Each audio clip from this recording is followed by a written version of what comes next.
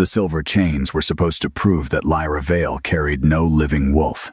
That was why the royal court had gathered beneath the black arches of Castle Valor. Not to celebrate a queen, not to bless a mate bond, not to witness mercy, but to watch a woman fail in front of a kingdom that had been waiting years to see her break. The throne hall burned with candlelight, every flame trembling against walls carved with wolves devouring kings, while snow hammered the stained glass windows above like the claws of something trapped outside. Nobles crowded the crescent balconies in their winter furs.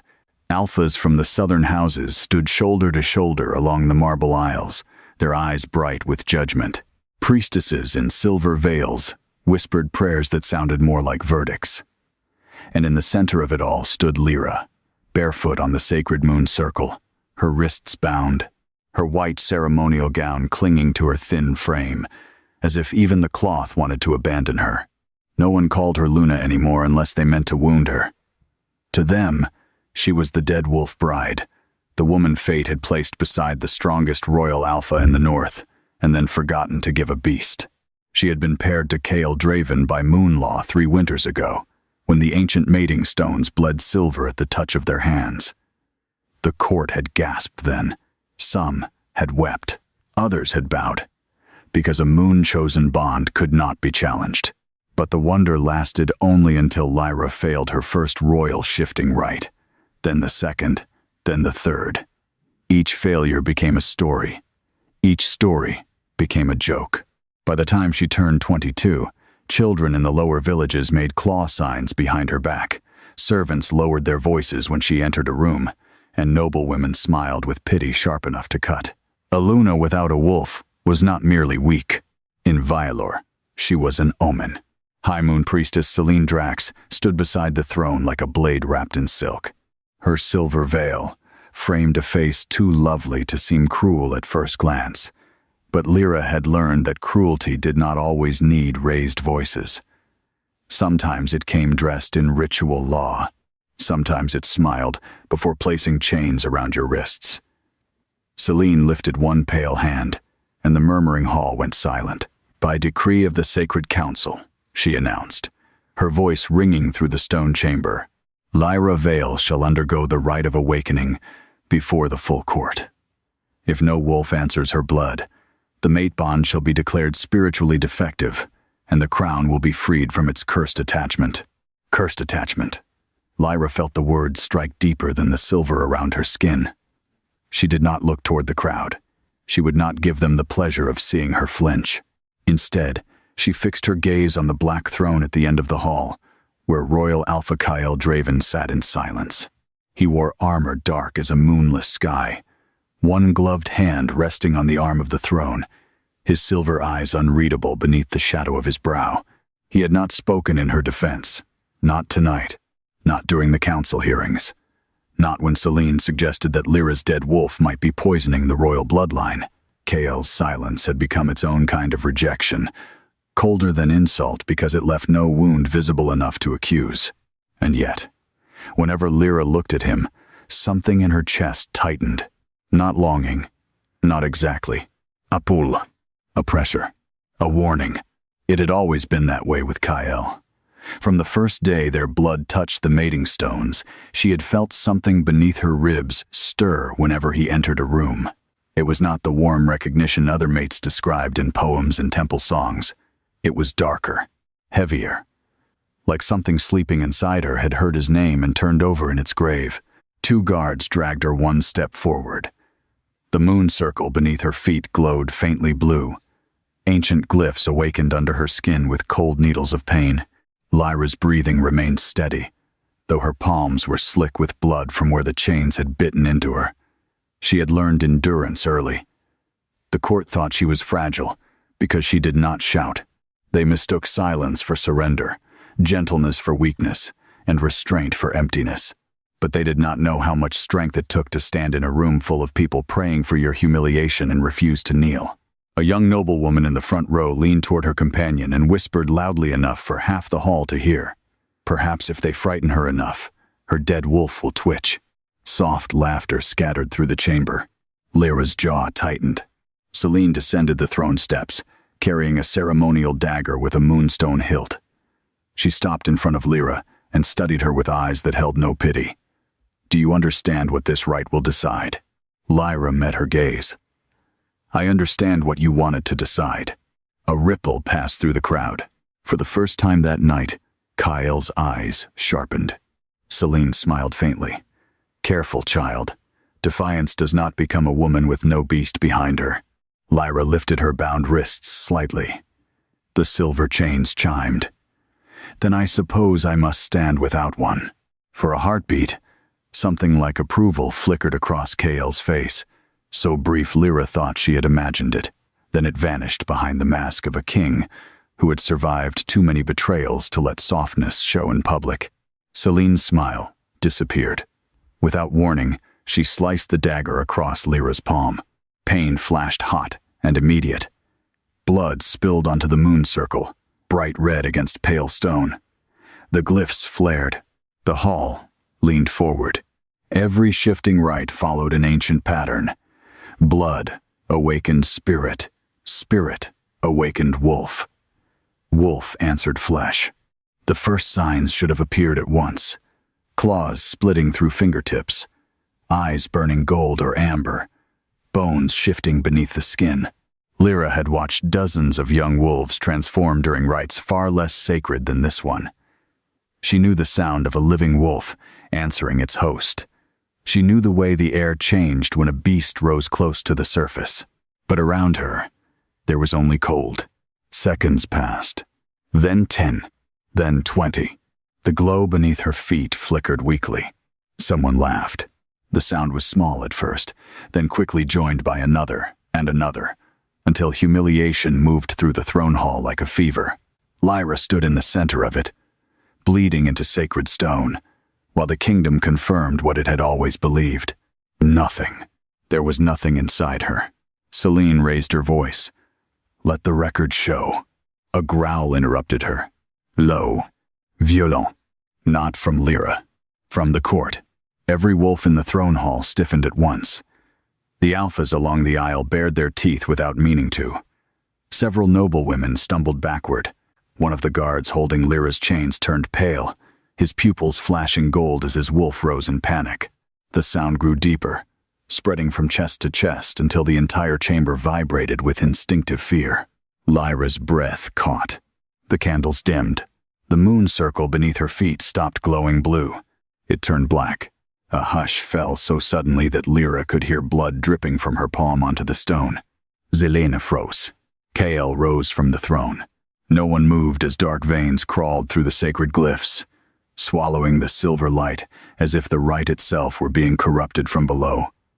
The cold beneath Lyra's feet changed. It was no longer the clean chill of moon magic. It was ancient earth. Old graves. Winter forests where kings went to die. The chains around her wrists heated, then burned. Lyra gasped and dropped to one knee. Kale stepped down from the throne. "Release her." His voice was quiet, but every wolf in the hall heard the command beneath it. The guards hesitated. Selene spun toward him. "Your Majesty, the rite has begun. If we stop now," I said, "release her." This time the throne hall trembled with the force of his alpha command. Several wolves bowed their heads on instinct, but Selene did not yield. Her eyes remained fixed on the blackening circle, and for the first time since Lyra had known her, the priestess looked afraid. "Do not touch the chains," Selene warned. "Not yet." Lyra lifted her head slowly. Pain burned through her wrists, but beneath it something else was waking, not rising like a wolf, not shifting like an animal trapped in flesh. This presence was deeper, colder, and infinitely more patient. It did not claw at her bones. It unfolded. A voice breathed through the dark inside her mind. At last, Lyra stopped breathing. The voice was not Kale's, not Selene's, not her own. It was ancient and female, vast as a moonless sky. At last, "Little vessel, you are bleeding where they can see." The silver chain around Lyra's right wrist cracked. The sound carried through the hall like a breaking verdict. Kale halted halfway down the steps. Selene whispered something under her breath. A prayer, perhaps, or a curse. Lyra's vision blurred. Images slammed through her mind in flashes too sharp to belong to dreams. A battlefield under a red moon, Alpha Kings kneeling in blood, a monstrous shadow wolf standing above shattered crowns, silver fire burning through corrupt royal banners, and a woman with Lyra's eyes placing one hand against the beast's muzzle before vanishing into darkness. Then came a name, not spoken, remembered. Veyrath, the execution wolf, the beast made before kingdoms, before councils, before alpha law, born not to rule packs but to punish rulers who forgot the moon's justice. Lyra's heart slammed against her ribs. No, this was not possible. She had no wolf. She had been told that all her life. The thing inside her laughed softly. Not dead, child. Waiting. The second chain cracked. Gasps erupted through the throne hall. A royal alpha near the front fell to one knee, clutching his throat as though something invisible had forced him down. Then, another alpha bowed. Then, another. One by one, the strongest wolves in the court lowered their heads, not in loyalty, but in terror. Chaol stared at Lyra as if seeing her for the first time, and in his expression, beneath the shock, beneath the fear, beneath the savage restraint of a king trying not to lose control in front of his court, Lyra saw something that chilled her more than the shadow beneath her feet. Recognition. He knew. Somehow, Chaol Draven had known there was something inside her, and he had been afraid of it. Selene raised the dagger again, voice shaking now. She is not Luna. She is a punishment, wearing a woman's skin. The court erupted. Some shouted to stop the rite. Others screamed for Lyra to be killed before the thing inside her fully awakened. The guards stumbled back, abandoning the chains. Lyra remained kneeling at the center of the black moon circle, her blood steaming against the stone, her body trembling beneath a power that did not feel like a blessing. Chaol descended the final step. Selene turned sharply toward him. Your Majesty, if you touch her, your wolf may answer hers. You know what the prophecy says. Lyra looked up. Prophecy? Chaol's jaw tightened. For a moment, the hall disappeared around them. There was only the king and the woman everyone believed empty. Only the bond between them, stretched thin as a blade. What prophecy? Lyra whispered. Chaol did not answer. The silence told her enough. A wound opened inside her that no chain could have made. He had known there was a truth hidden beneath her shame. He had watched her endure years of ridicule, and he had said nothing. Before she could speak, the main doors of the throne hall exploded inward. Winter storm rushed inside, extinguishing half the candles at once. Men in gray wolf armor poured through the smoke, blades drawn, their banners marked with the broken crown of House Morvain, a rival alpha bloodline sworn to destroy Vaylor rule. At their front strode Lord Riven Morvain, the undefeated royal alpha of the Western Pacts, his massive wolf aura crashing through the hall like thunder. Forgive the interruption, Riven called, smiling as his soldiers surrounded the court. I had planned to arrive after your little dead wolf spectacle, but it seems the moon has gifted me better timing. Gauls broke. Nobles screamed. Guards drew swords. Wolves shifted in bursts of fur and bone along the aisles. Chaol turned toward the invaders, his own power unfurling so violently that the stone beneath his boots cracked. But Riven's gaze went straight to Lyra, to the broken chains, to the black moon circle. His smile widened. So the priestess was right, he said softly. The execution beast lives. Lyra's blood went cold. Selene stepped back into the shadows, and in that instant, Lyra understood. This was not an accident. The rite, the chains, the public shame, the rival alpha's arrival, none of it had been chance. Someone had brought the kingdom's enemies to witness what she was. Someone had planned for her humiliation to become her exposure. And now, every sword in the hall was turning toward her. The throne hall descended into madness. Steel rang against steel as royal guards rushed to intercept the Morvain soldiers flooding through the shattered entrance, their boots dragging snow and blood across sacred marble. Noblewomen screamed from the balconies above, while wolves burst free from human skin in violent flashes of fur and bone. The scent of panic thickened the air. Yet through all the chaos, Lyra could feel something far more dangerous than battle unfolding beneath the surface. Fear. Not fear of invasion. Fear of her. Lord Riven Morvayn stepped calmly through the disorder, like a man entering a feast prepared in his honor. He wore dark armor lined with crimson wolf fur, and unlike Chaol's controlled stillness, Riven carried his power openly. His wolf aura rolled through the chamber in crushing waves, forcing weaker wolves to lower their heads instinctively. But not Lyra. The shadow inside her stirred again. Hungry. Ansia. Riven's pale eyes locked onto her with fascination rather than disgust. "After all these years," he murmured. "The moon finally wakes her execution hound." Chaol moved instantly. One moment he stood near the throne steps. The next, he was between Lyra and the invading Alpha, silver eyes blazing with lethal intent. "You came into my hall during sacred rite," Chaol said softly. "That mistake will end your bloodline." Riven smiled. "Will it?" Then his gaze flicked deliberately toward Lyra. "Or are you more concerned about what your court just witnessed?" The silence that followed cut deeper than battle cries, because everyone in the throne hall understood the truth now. The black moon circle, the shattered silver chains, the wolves kneeling in terror. Something forbidden had awakened inside the dead wolf Luna, and Chaol Draven had not denied it. Selene descended the steps slowly, silver robes sweeping through blood on the marble floor.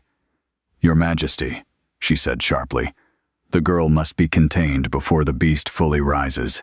Girl, not Luna, not mate."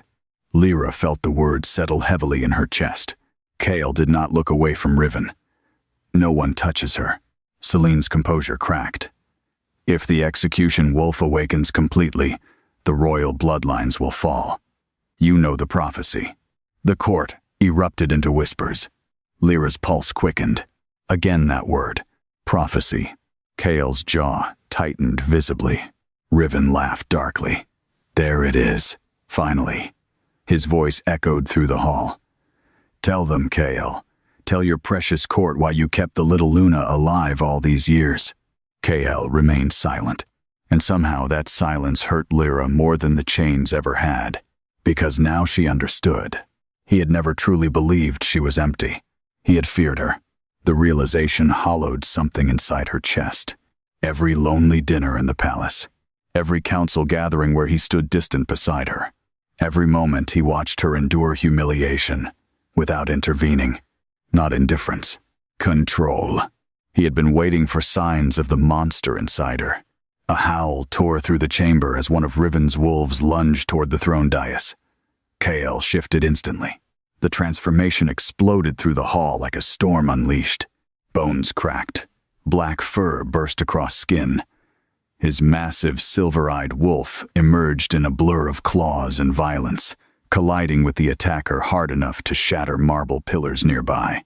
Gasps rippled through the nobles as the royal alpha ripped through enemy wolves with terrifying precision. Chaol's beast was enormous, beautiful, and furious. Yet even while fighting, his wolf kept glancing toward Lyra, watching her, tracking her every breath. The thing inside her noticed. "He fears us." Lyra clenched her fists. "Stop speaking." But the voice only purred deeper through her mind. "He fears what happens if I choose him." Another wolf charged toward her suddenly. Lyra stumbled backward instinctively as claws flashed toward her throat, and froze. The attacking wolf collapsed mid-leap with a scream. Not dead. Crushed. Invisible pressure slammed the beast into the floor hard enough to crack stone beneath its ribs. The entire hall went silent again. Lyra stared down in horror. She had not touched him. The wolf whimpered violently without daring to rise. Around the chamber, every other shifted wolf backed away from her. Even Chaol's beast froze. The shadow beneath Lyra's feet spread farther across the floor. Riven's smile widened with awe. "There she is." Selene looked ready to faint. "No," the priestess whispered. It cannot answer without the blood seal fully broken. Lyra barely heard her. Pain erupted suddenly beneath her ribs. Not physical pain. Memory. A vision slammed into her mind, so violently she nearly collapsed. Moonlit forests burning. A throne room drenched in blood. Ancient wolves, kneeling before a woman wrapped in black silver flame. And beside her, Kyle. No, not Kyle. Someone who wore his face. A king from centuries ago. The same silver eyes. The same scar across the throat. He stood before the monstrous shadow wolf without fear, while kingdoms burned around them. Then came the final image. The wolf tearing his throat out. Lyra gasped and staggered backward. Kyle shifted back into human form immediately, blood streaking his armor as he crossed the hall toward her. Lyra. The sound of her name in his voice startled her. Not cold, not distant, afraid. He reached for her, and she flinched. The movement hit him harder than any blade. For a heartbeat, Kale simply stared. Then something shuddered behind his eyes. A wound. Good. The beast inside her whispered. Let him bleed too. Lyra pressed a trembling hand against her chest. You knew. Kyle said nothing. That prophecy. Her voice cracked. You knew something was inside me all this time. Riven laughed from across the hall. Not just something. He wiped blood from his mouth lazily. Tell her the truth, Your Majesty. Tell your mate what her wolf was created for. Celine's voice turned sharp. Silence. But Riven continued anyway. The execution beast was forged by the moon goddess herself, after the first Alpha Kings became corrupt. It does not protect kingdoms. His pale eyes fixed on Lyra. It destroys rulers whose bloodlines rot from greed. The court recoiled. Some nobles immediately dropped to their knees praying. Others backed away from Kale himself. Because if the execution beast had awakened inside Lyra, then the moon goddess had marked the kingdom guilty. Kale finally spoke. Quietly. The prophecy says my true mate will either save House Valor, his silver eyes lifted to Lyra's, or end it forever.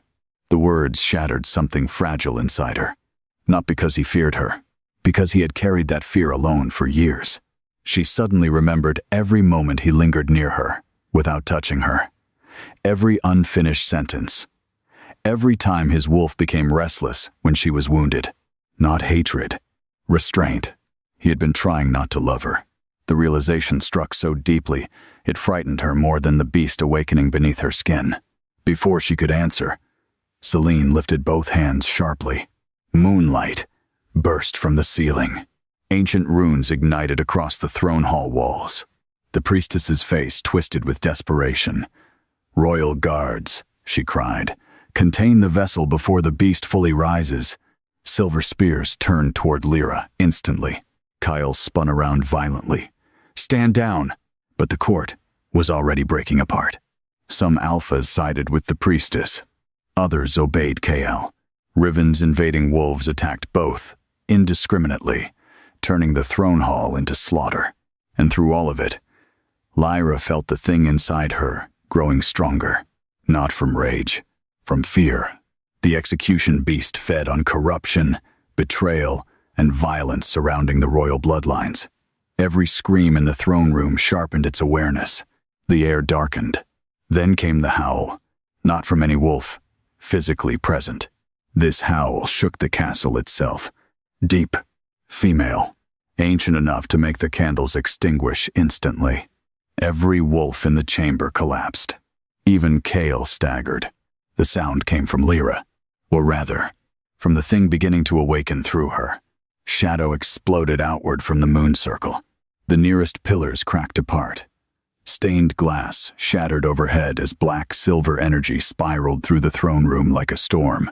Lyra screamed, not because she wanted to, because the power ripping through her body felt enormous enough to tear her soul apart. Kale reached her first. He grabbed her shoulders despite the darkness burning across her skin. Instantly his wolf roared in agony. Silver marks ignited beneath Kyle's throat, spreading downward like cracks through ice. Selene Ventpal. The bond, she whispered in horror. It's merging. Kale gritted his teeth as pain twisted across his face, but he did not let go. "Look at me," he ordered Lyra roughly. The beast inside her snarled. "Heders commandas." Lyra's vision flickered between human sight and something monstrous.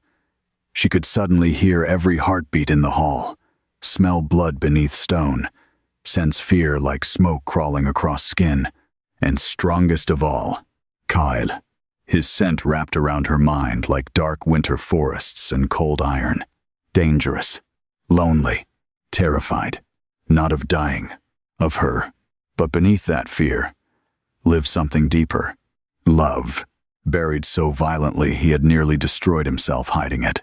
The realization weakened her rage for one fatal second, and Celine took advantage of it. The high priestess slammed her staff against the marble floor.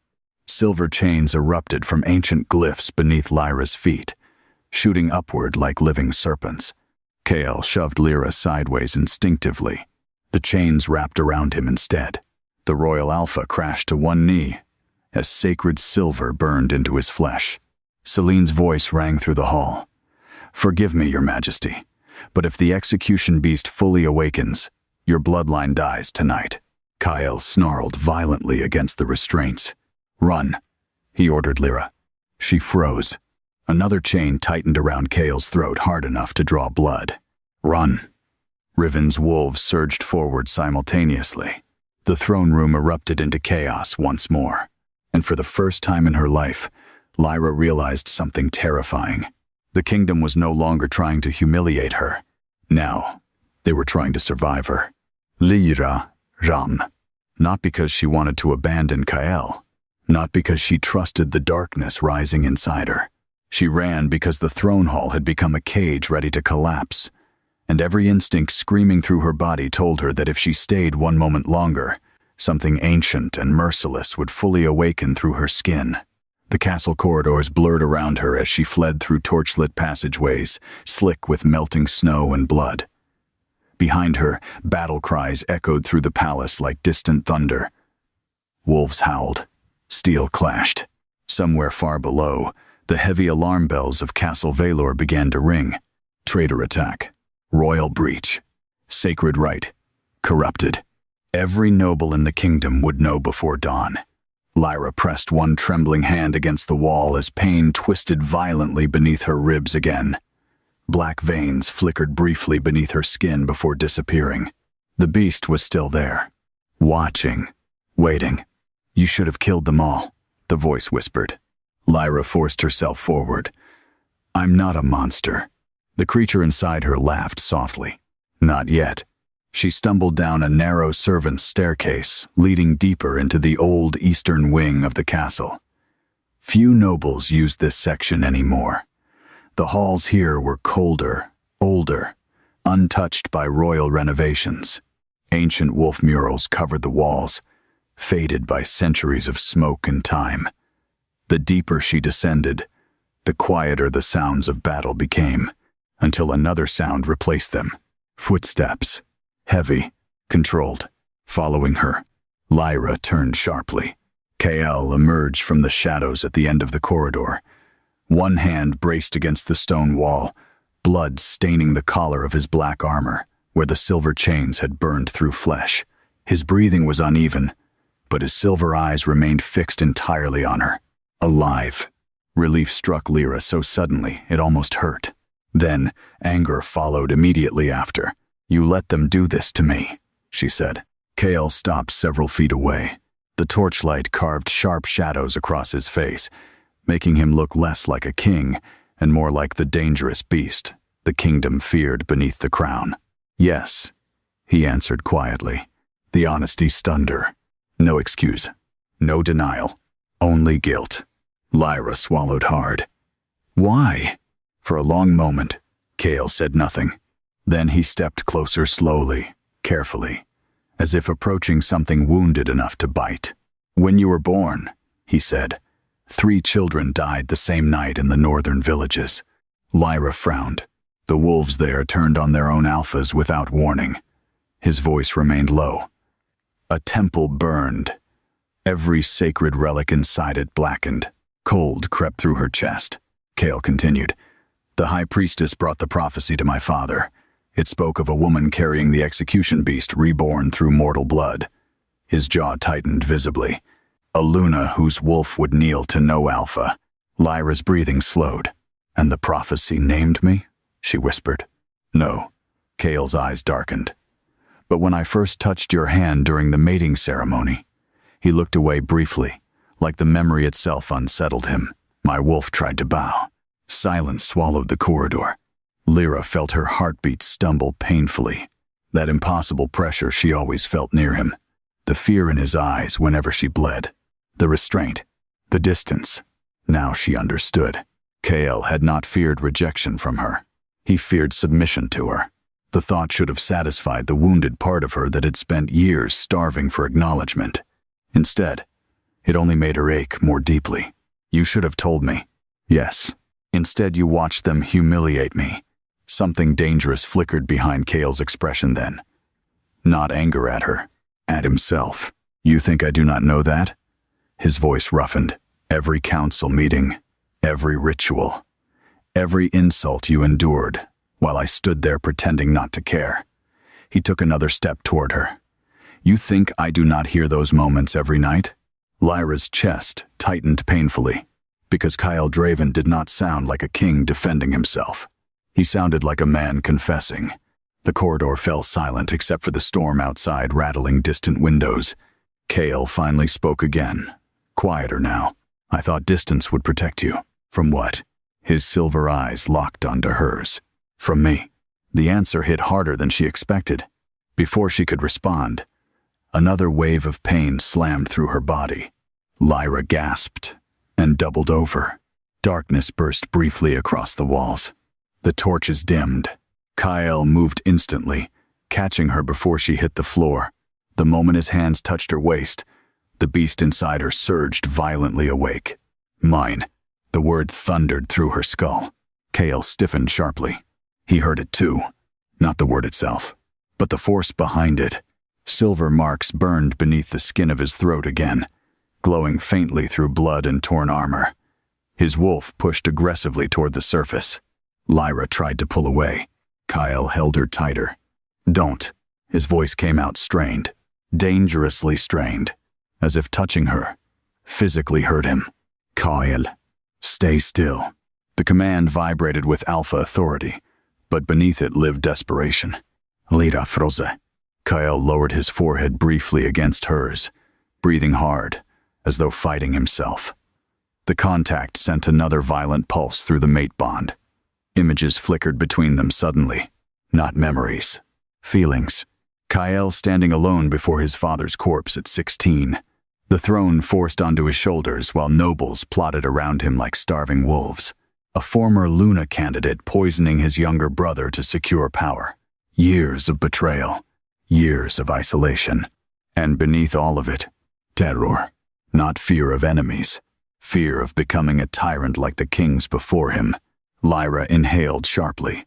Kyle pulled back immediately, as if realizing too much had slipped through the bond. You should not see that, he muttered. But I did. His expression darkened. Then footsteps thundered somewhere above them. Both froze instantly.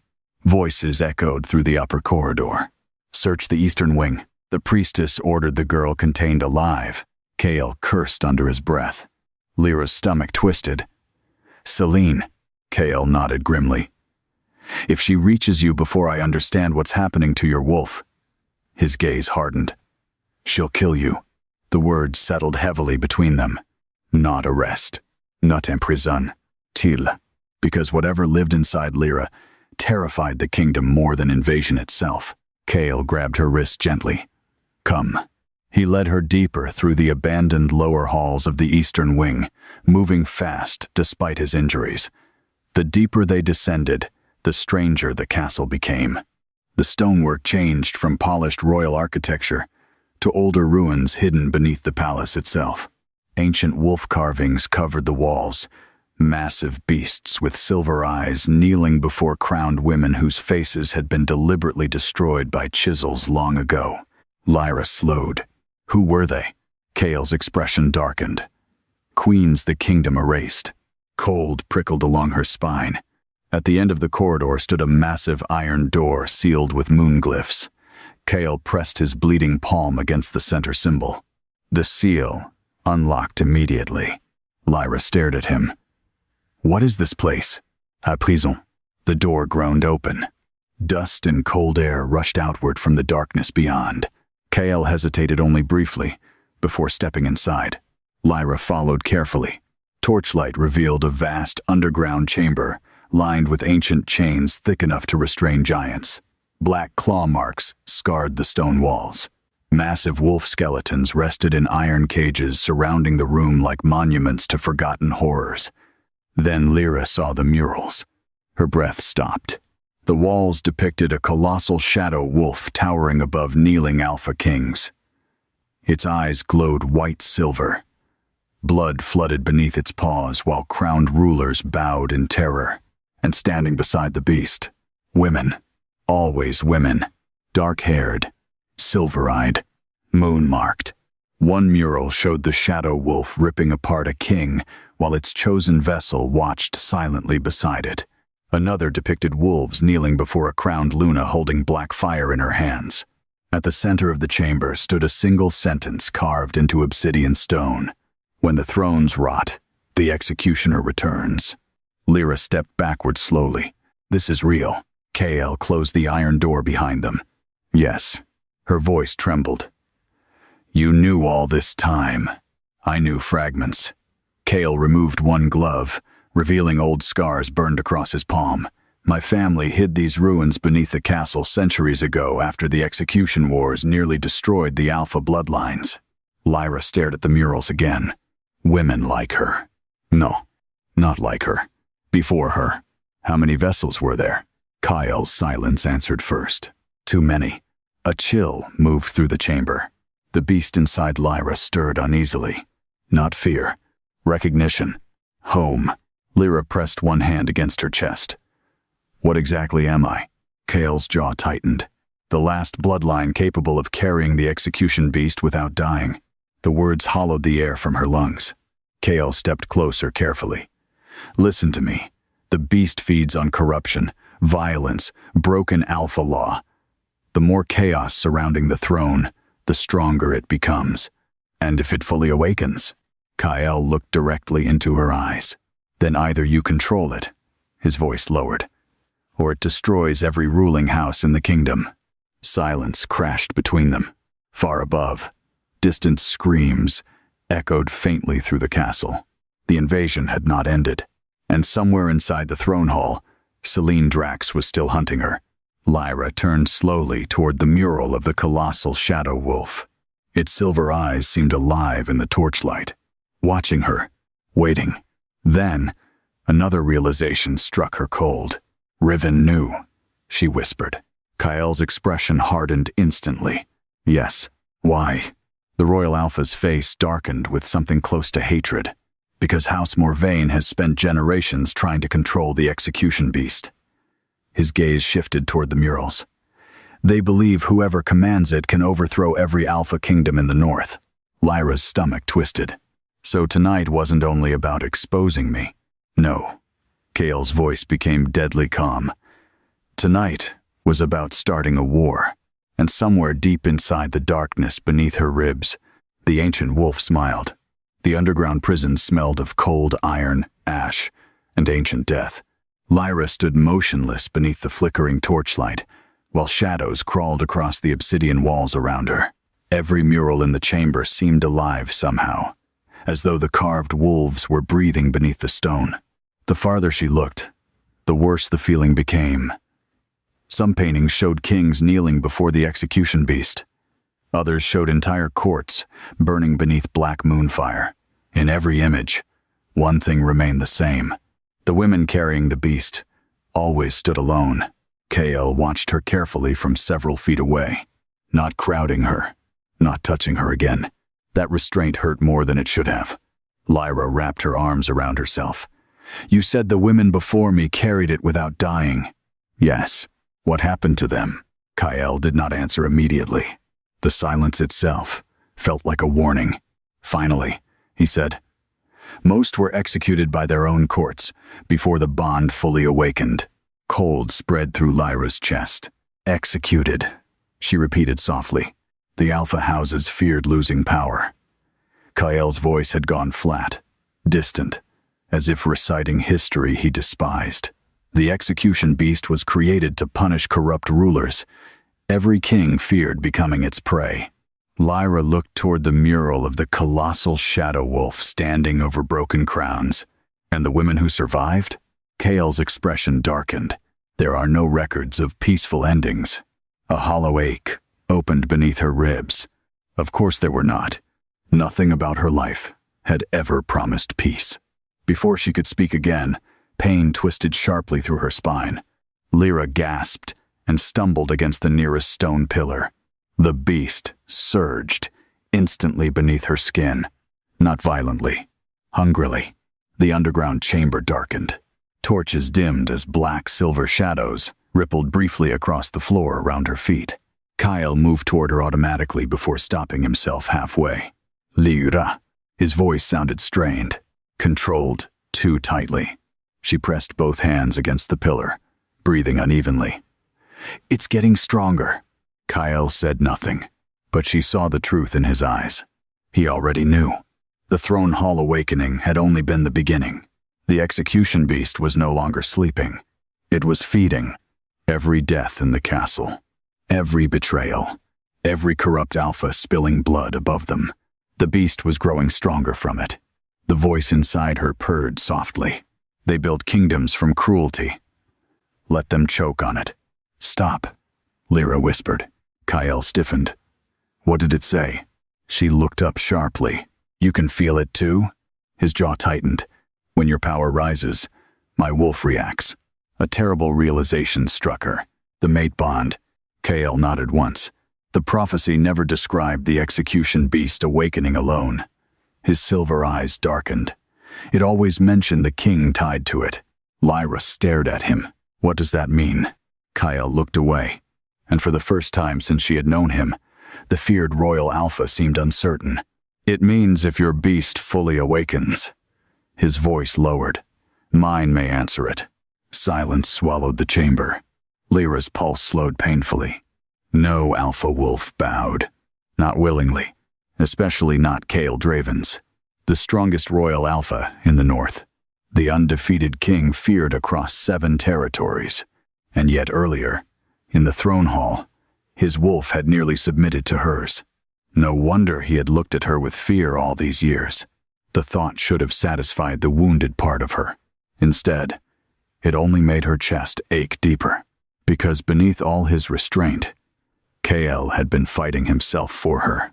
Before she could answer, distant footsteps echoed faintly through the upper corridors above them. Kael's entire posture sharpened instantly. "They're searching the lower halls." Lyra swallowed. "Celine?" "Yes." His expression hardened into something lethal. "She'll bring the council guards next." The mention of the high priestess stirred sudden anger beneath Lyra's fear. Not simple dislike. Recognition.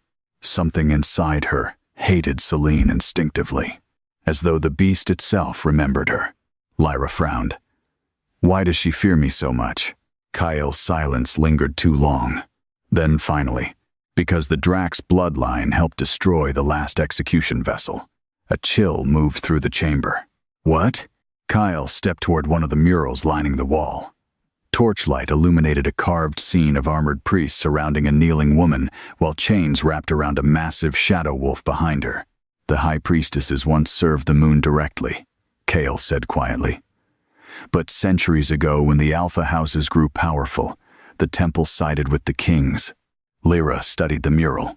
The kneeling woman's face had been destroyed deliberately. Only her eyes remained intact. "Silver. They betrayed her," Lyra whispered. Kael nodded grimly. "They sealed the execution beast inside its vessel and burned her alive before the court. Something inside." Lyra snapped violently at those words. The chamber shook. Dust rained from the ceiling. Kael turned sharply toward her, as black veins flashed beneath her skin again. Lyra barely noticed, because suddenly, she remembered. Not fully. Fragments.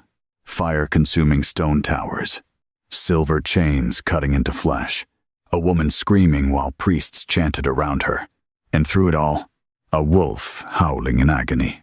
The pain hit so hard, Lyra collapsed to her knees. Kyle reached her immediately this time. The moment his hands touched her shoulders, the vision stopped, not disappeared, retreated. The beast calmed, instantly beneath her skin. Lyra looked up at him, breathing hard. Kyle froze too, because he felt it. The impossible truth neither of them wanted to say aloud. The execution beast quieted for him.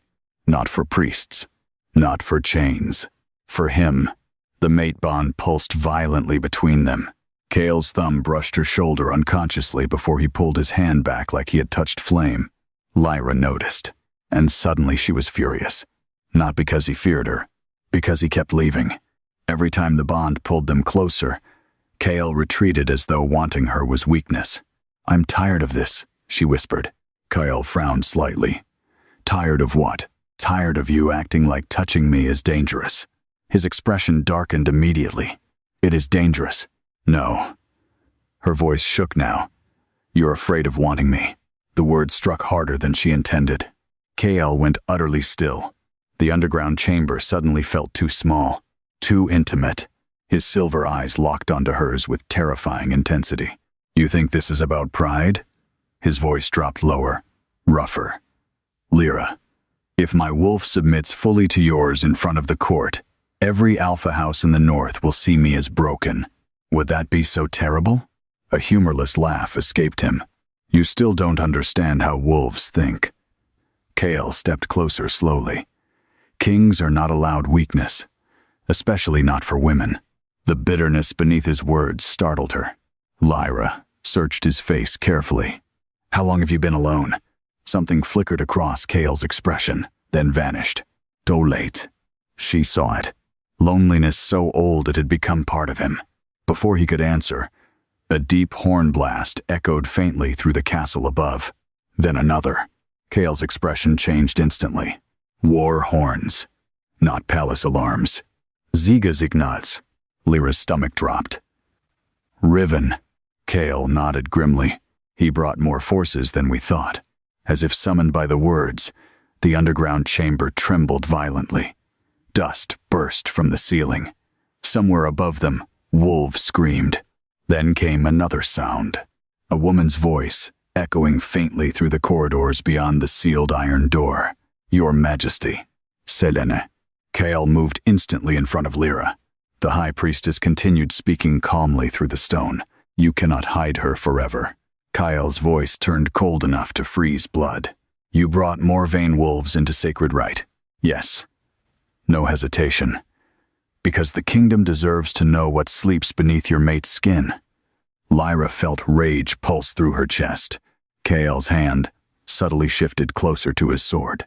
Selene continued, "The council has already voted." Silence. "Then, if Lyra Vale lives until the next moonrise, every alpha house in the north will unite against House Valor." The words settled like poison. Even Kale went still, because they both understood what that meant.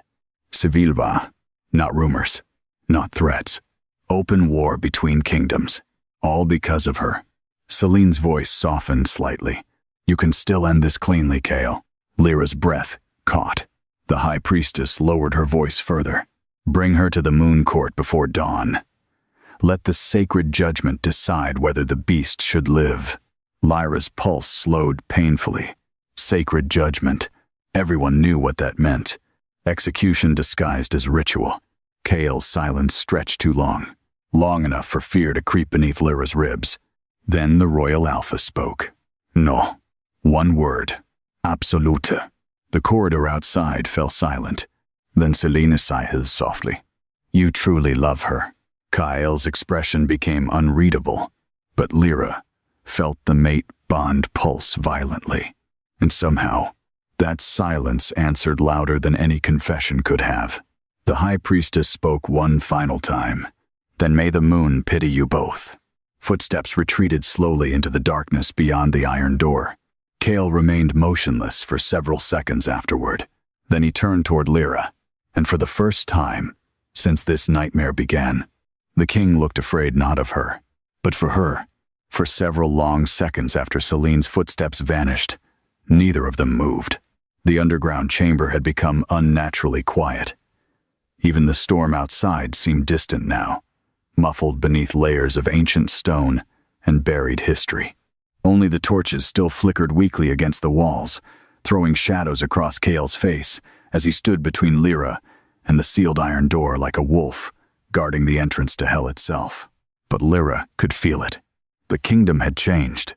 Not slowly, not politically. Instantly. Before tonight, she had been an embarrassment. Now she was a threat powerful enough to unite rival alpha houses against the crown, all because something ancient had answered her blood. Cale finally turned toward her. "We don't have much time." His voice had become colder again, controlled. The king returning after the brief fracture Celine's words had caused. Lyra folded her arms tightly around herself. "You heard her. If I stay alive, your kingdom falls into civil war." Cale's expression did not change. "Yes, and you still said no." A strange silence settled between them. Kyle looked at her for a long moment before answering. "I've spent most of my life sacrificing people to protect this throne." The words landed heavily, quietly, more painful, because he spoke them without pride. Cale walked toward the nearest mural, his shadow stretching long across the chamber floor. "Do you know how old I was when I ordered my first execution?" Lyra frowned slightly. 16, he answered himself. "A noble house poisoned my younger brother and blamed a servant girl." His jaw tightened faintly. "I knew they were lying. But the house controlled half the northern army. If I moved against them openly, war would have started before winter ended." Lyra's chest tightened. "So what did you do?" Cale's silver eyes remained fixed on the mural. "I let the servant girl die publicly." His voice turned hollow. "Then I slaughtered the noble house in secret 3 months later." The confession chilled her, not because of the violence, because she suddenly understood him. Cale Draven had not become cruel for pleasure. He had become cruel surviving power. The king finally looked back at her. "I told myself sacrifices were necessary." His expression darkened. That if enough people feared me, fewer innocents would die in the future. Lyra swallowed hard. "And now?" A bitter smile touched his mouth briefly. "Now I'm no longer sure I know the difference between justice and survival." The beast inside her stirred softly at those words. "Interesting." It purred. Lyra ignored it. Kyle stepped closer again, slower this time. "If I hand you over to the Moon Court, Celine will kill you before sunrise." "You don't know that." "I do." The certainty in his voice silenced her. Kale continued quietly. "The priestess isn't afraid of your power because of prophecy alone." Lyra frowned. "Then why?" Kyle hesitated. Then he reached toward one of the older murals, partly hidden in shadow. Lyra moved beside him. The image showed several high priestesses kneeling before a massive shadow wolf, while one woman stood at the center holding black moonfire in her hands. Unlike the others, this woman's face had not been destroyed. Lyra's breath caught. She looked exactly like her. Not similar. Identical. Same silver-gray eyes. Same dark hair. Same sharp mouth. Even the small scar near her brow matched perfectly. Cale watched her reaction carefully. "She was called Queen Seraphine," he said softly. "The last known vessel of the execution beast." Lyra stared at the mural in horror. "That's impossible. She ruled beside the Northern King nearly 400 years ago." Cale's expression darkened. "Until the Alpha houses betrayed her." The chamber suddenly felt colder. Lyra's pulse quickened. "You said they burned her alive." "Yes." "Then why do I?" "Because your bloodline never fully died." The realization hit her like ice water. Not random. Not cursed by accident. Her family had carried this thing for centuries. Hidden. Hunted. Waiting. Lyra staggered back slightly. All her life she had believed herself empty. Broken. Defective. But what if the truth was worse? What if she had been created for this? The beast inside her shifted lazily. "At last, you begin asking proper questions." Stop talking to me. Kael's eyes sharpened instantly. It's speaking again. Lyra nodded slowly. What does it want? The answer came before she could stop it. You. Silence crashed through the chamber. Kael went utterly still. Lyra realized what she'd said too late. Heat rushed into her face. But beneath the embarrassment lived something more frightening. Because it was true. The execution beast reacted to Kael constantly. Not with hatred. Not exactly. Recognition. The Royal Alpha studied her carefully now. Something dark flickering behind his controlled expression. What exactly did it say? Lyra hesitated. Dangerous mistake. Kael noticed immediately. Lyra. She looked away first. And that tiny act somehow affected him more than if she had shouted. The mate bond pulsed sharply between them. The beast purred with satisfaction. Mine. Kael inhaled once, slowly. Then suddenly the underground chamber trembled violently. Dust exploded from the ceiling. A deep roar echoed through the castle above them. Not from wolves. From siege weapons. Kael's entire expression hardened instantly. They breached the western walls. Lyra's stomach dropped. So soon. Riven planned this carefully. Another impact shook the chamber. Then came screams. Faint. Distant. But growing closer. Kael cursed under his breath. They're inside the lower fortress already. Lyra turned toward the sealed iron door instinctively. Then we need to leave. Kael nodded once. There's another exit through the old catacombs. Before he could move. However, the beast inside Lyra suddenly snarled violently. Not at Kael. At something approaching. Lyra froze. The torches dimmed instantly. A terrible pressure filled the chamber. Kael noticed at once. His hand moved to his sword. What is it? Lyra's pulse quickened. They're here. The iron door exploded inward. Silver fire burst through the chamber entrance as half a dozen priestesses flooded inside, surrounded by royal guards in moonsteel armor. At their center stood Celine Drax herself, her silver robes untouched, despite the battle raging above. But what truly froze Lyra's blood was the creature standing beside her. A wolf. Massive. Pure white. Its eyes burned silver like molten metal. Yet the beast moved strangely, unnaturally stiff, as though something dead wore living flesh. Kael's face darkened instantly. A soul-bound guardian, he said coldly. Celine's pale gaze settled on Lyra calmly. You forced my hand. The white wolf growled, and every chain in the underground chamber suddenly began rattling violently. Lyra felt the execution beast recoil beneath her skin. Not fear. Rage. The thing beside Celine was wrong. Corrupted. The high priestess stepped forward slowly. The moon court has passed judgment. Her eyes locked onto Lyra. The vessel must die before the execution bond fully awakens. Kael moved directly in front of Lyra again. No. Celine's expression hardened with something almost sorrowful.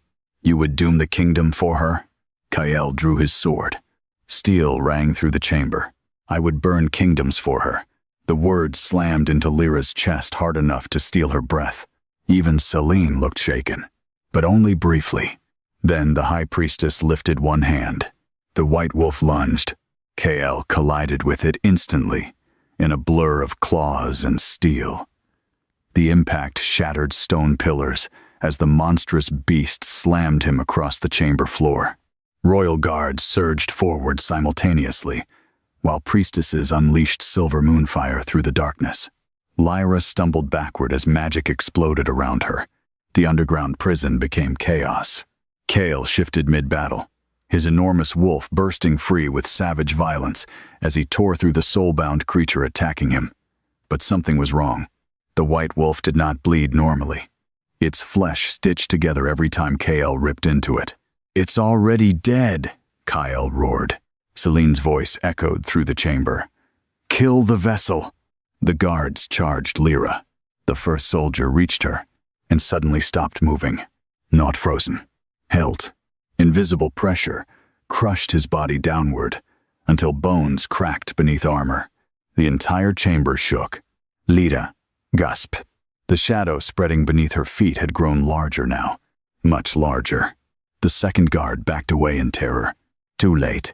Black-silver energy exploded outward from Lyra, instinctively.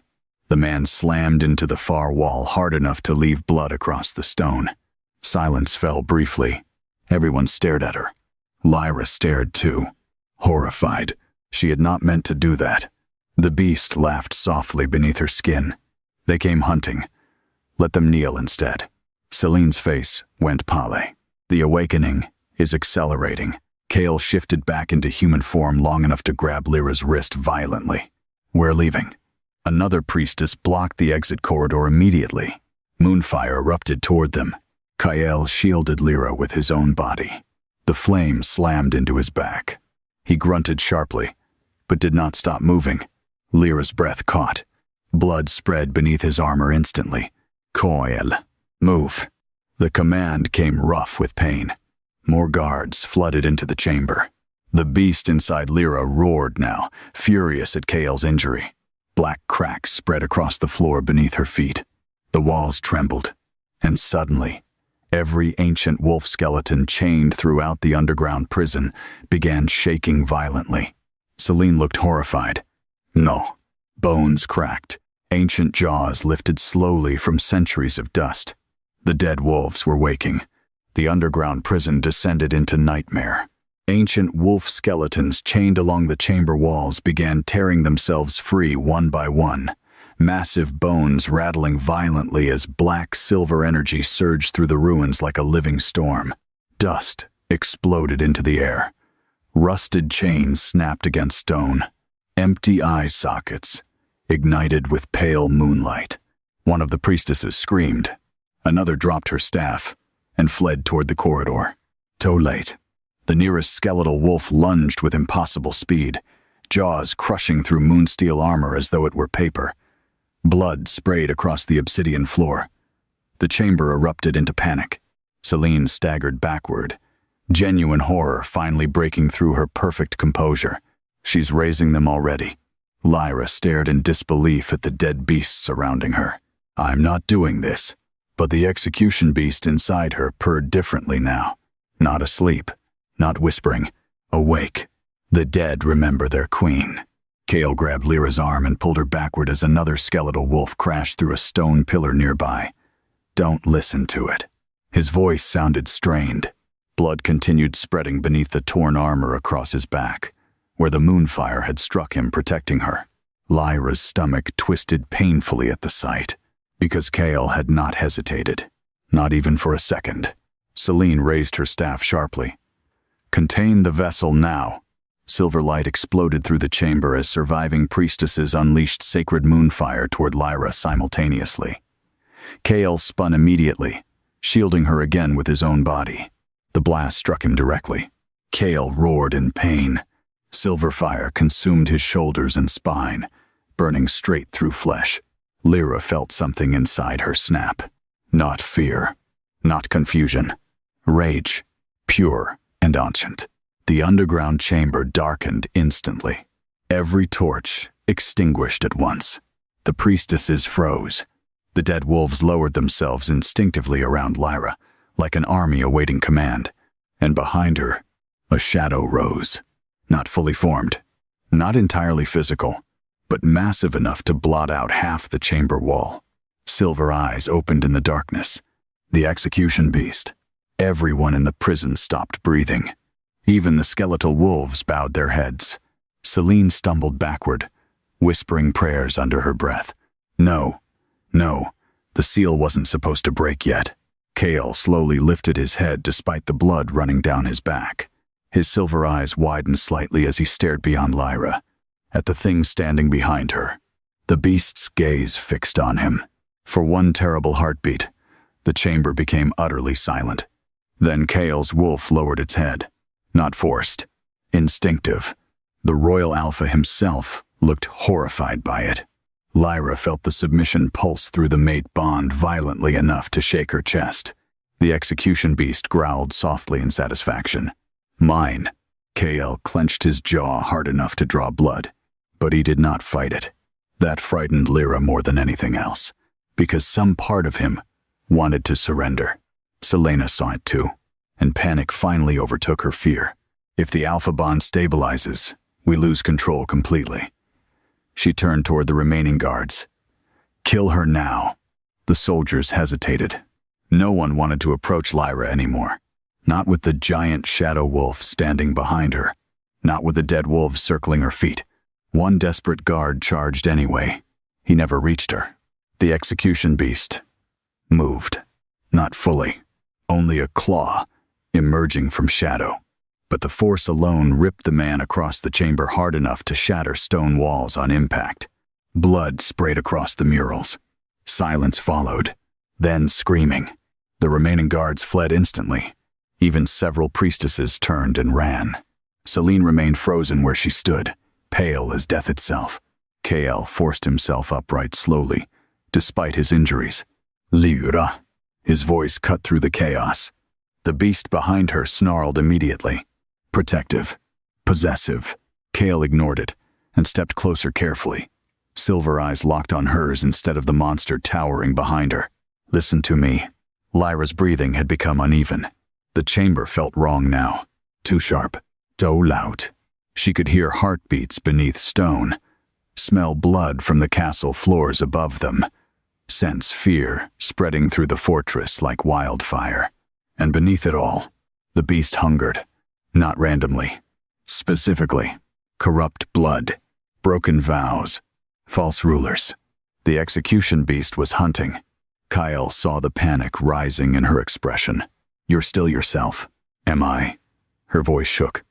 I just almost killed them. You defended yourself. The dead wolves answered me. Another skeletal beast dragged itself free from broken chains nearby, as if proving her point. Kale moved closer again despite the danger. Lyra. The way he said her name grounded her more than she wanted to admit. The mate bond pulsed. Warm this time. Not violent. Kyle reached toward her slowly. The beast growled sharply behind her. Kyle did not stop. Trust me. The words nearly broke her. Because after everything, after years of silence and secrets and fear, some part of her still did. Lyra let him touch her face. Instantly the darkness around the chamber weakened slightly. The giant shadow behind her faded. The dead wolves lowered themselves again. Kale exhaled shakily, as though holding himself together by force alone. Then Lyra saw the blood running from the burn wounds across his back. Far too much blood. Kyle. His legs nearly buckled. Lyra caught him instinctively. The moment she touched his skin directly, another violent pulse surged through the bond. Pain slammed into her body. Not hers. His. Moonfire burns. Sacred silver poisoning his wolf from inside. Lyra gasped, as visions flashed through her mind again. Kyle, alone in dark chambers, night after night, clawing bloody marks into stone walls whenever his monstrous second form tried to emerge. Kyle forcing his own wolf into submission through agony, because the prophecy claimed his true mate would destroy him. Kyle standing silently beside Lyra during years of humiliation, because every instinct inside him wanted to protect her openly. The loneliness nearly crushed her. Kyle stiffened immediately, as he realized she could feel him now. Don't look. But it was too late. Lyra understood him now in ways words never could. He had not stayed distant because he felt nothing. He stayed distant because he felt too much. Another explosion shook the castle overhead. Dust burst from the ceiling.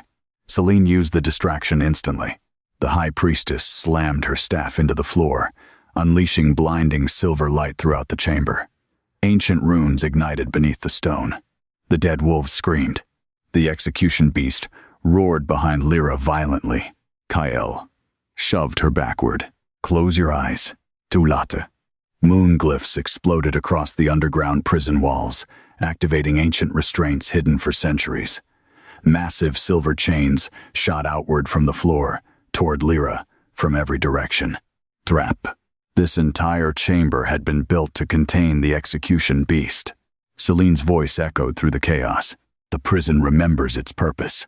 Chains wrapped around Lyra's wrists, instantly. Agony tore through her body. The shadow wolf behind her roared in fury as more chains slammed around her waist and throat, dragging her toward the center seal carved into the floor. Kael shifted instantly. His enormous wolf collided with the chains hard enough to crack the chamber walls. But sacred silver burned him brutally. Selene raised both hands higher. "Finish the binding." The remaining priestesses obeyed, chanting violently as moonfire flooded the prison. Lyra screamed. The beast inside her exploded awake fully. Not whispering anymore. Not half sleeping. Awake. The entire chamber went black. Then silver eyes opened everywhere. On the walls. In the shadows. Inside, the darkness itself. The execution beast finally revealed part of its true form. Massive. Ancien. Its body appeared woven from shadow and moonlight together, too enormous for mortal eyes to fully understand.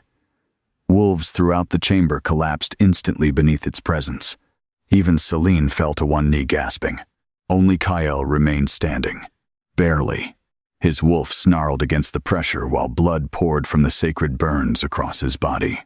The beast looked at him directly, and Lyra heard its voice thunder through both their minds. "Kneel." Kael trembled. The royal alpha of the north, the undefeated king feared by every rival house, actually trembled. Lyra's heart pounded painfully, because she could feel his wolf wanting to obey, not out of weakness. Recognition. The ancient predator within Kael knew exactly what stood before it. An executioner older than kings. Kael's knees bent slightly, then stopped. He growled low in his throat, fighting the instinct with everything he had. "No." The single word echoed through the chamber. The execution beast tilted its massive head. Interesting. Kael forced himself upright fully despite the crushing pressure trying to force him down. His silver eyes found Lyra through the darkness. Not the beast. Hea. And suddenly Lyra understood. Kael was not resisting for pride. He was resisting because if he surrendered completely to the execution beast, the kingdom would never follow him again. He would lose everything. His throne, his authority, his identity. All for her. The realization struck so deeply, it hurt. Then Selene screamed suddenly. The Morvain wolves breached the inner fortress. Everyone froze. Even the execution beast turned slightly toward the distant castle above. Through the bond, Lyra felt sudden hunger surge inside it. Not random. Targeted. Riven Morvain carried corrupt royal blood, and the beast wanted him dead. The moment Selene spoke Riven Morvain's name, the execution beast changed. Until now, the ancient creature had felt vast and half awake, like a storm circling the horizon. Dangerous, yes, but restrained by distance, by confusion, by Lyra's own terror. Now it focused, and the entire underground prison trembled beneath its attention. The silver eyes surrounding the chamber narrowed simultaneously. The dead wolves lowered themselves against the floor as though submitting before a god. Even the sacred chains wrapped around Lyra's body began cracking one link at a time beneath the pressure radiating from the beast. Kael saw it immediately. "Lyra," he said sharply, "don't let it hunt through you." But the thing inside her was already moving. Riven carries broken blood. It growled through her mind. Oathbreaker, usurper, king-eater. The words echoed, with ancient fury. Visions flashed violently behind Lyra's eyes again. Not memories. Instincts. Riven standing over massacred villages. Morvain wolves feeding prisoners to beasts beneath mountain pits. Children branded with iron moon symbols. Bloodlines erased for power. The execution beast did not hate randomly. It judged, and it had judged Riven guilty. Lyra gasped and clutched her head. Kael moved toward her immediately despite the chains still thrashing around the chamber. "Stay with me." The warmth of his voice cut through the darkness briefly, but above them, another explosion rocked the castle. Then came screams. Closer now. The Morvain forces had reached the inner palace. Selene staggered upright, face pale beneath her silver veil. "If the beast reaches him before the moon court seals it, it'll kill him," Kael finished coldly. The high priestess looked toward him desperately. "Then, help me stop her." Kael's expression hardened instantly. "No." Selene stared at him in disbelief. Kyle, you brought this war into my kingdom. His voice became deadly calm. You chained my mate in sacred silver knowing it would force the awakening faster. He stepped between Selene and Lyra fully now. You do not get to demand obedience from me anymore. The priestess recoiled slightly. Not because he raised his voice. Because for the first time, Kyle Draven sounded like a king choosing something over his throne. Lyra felt the shift immediately. The mate bond pulsed hotter, deeper. The beast noticed too. At last, the king stops, lying to himself. Kale suddenly froze. His silver eyes widened slightly. He heard that one clearly. The execution beast's voice. Not faintly. Directly. Selene noticed Kyle's reaction, and horror crossed her face. The bond is stabilizing already. That was impossible. The prophecy claimed the execution beast could never fully merge with an alpha bond, because no king strong enough to rule would willingly surrender to it. But Kyle was. Slowly, terrifyingly. Not because he was weak, because he was choosing Lyra over power. The realization sent panic through Selene instantly. If the bond completes, she whispered, the throne answers them both. Kale's attention snapped toward her. What does that mean? The priestess hesitated too long. Lyra saw the truth before she spoke it. Selene had hidden parts of the prophecy. Tell me, Kale growled. The high priestess swallowed hard. The execution beast cannot rule alone. It requires a king tied to its vessel. Her gaze flicked toward Lyra. Not as master. Silence. Then, awakens. The underground prison went still. Even the beast paused. Kale stared at Selene as though she had struck him. Lyra's heartbeat stumbled violently. Consort. Not ruler. The execution beast did not kneel to kings. Kings kneeled beside it. The implications crashed through the chamber all at once. If the mate bond completed, Lyra would become the center of royal authority. Not through conquest. Not because Kale was weak. Because the ancient laws beneath Alpha rule itself recognized the execution beast as higher than the throne. No wonder the kingdoms buried this history. No wonder Selene tried to kill her. No Alpha house would willingly survive under a power meant to judge them. Kale slowly looked toward Lyra, and for the first time since she met him, there was no fear in his eyes. Only realization. The chains around Lyra shattered completely. The sound echoed like thunder. The execution beast rose higher behind her, enormous silver eyes fixed upward toward the castle above, toward Riven. Hunting. Kale cursed softly. We're out of time. As if summoned by his words, the underground prison ceiling cracked violently. Stone collapsed. A body crashed through the debris. One of Kale's royal guards. The man hit the floor hard, blood pouring from his throat. He looked up weakly toward Kale. Your Majesty. Blood bubbled from his mouth. More vain wolves reached the throne hall. His breathing hitched painfully. And Lord Riven. Terror crossed the guard's face. He's asking for the dead. Wolf Luna. The beast behind Lyra smiled. He calls for judgment. The guard collapsed.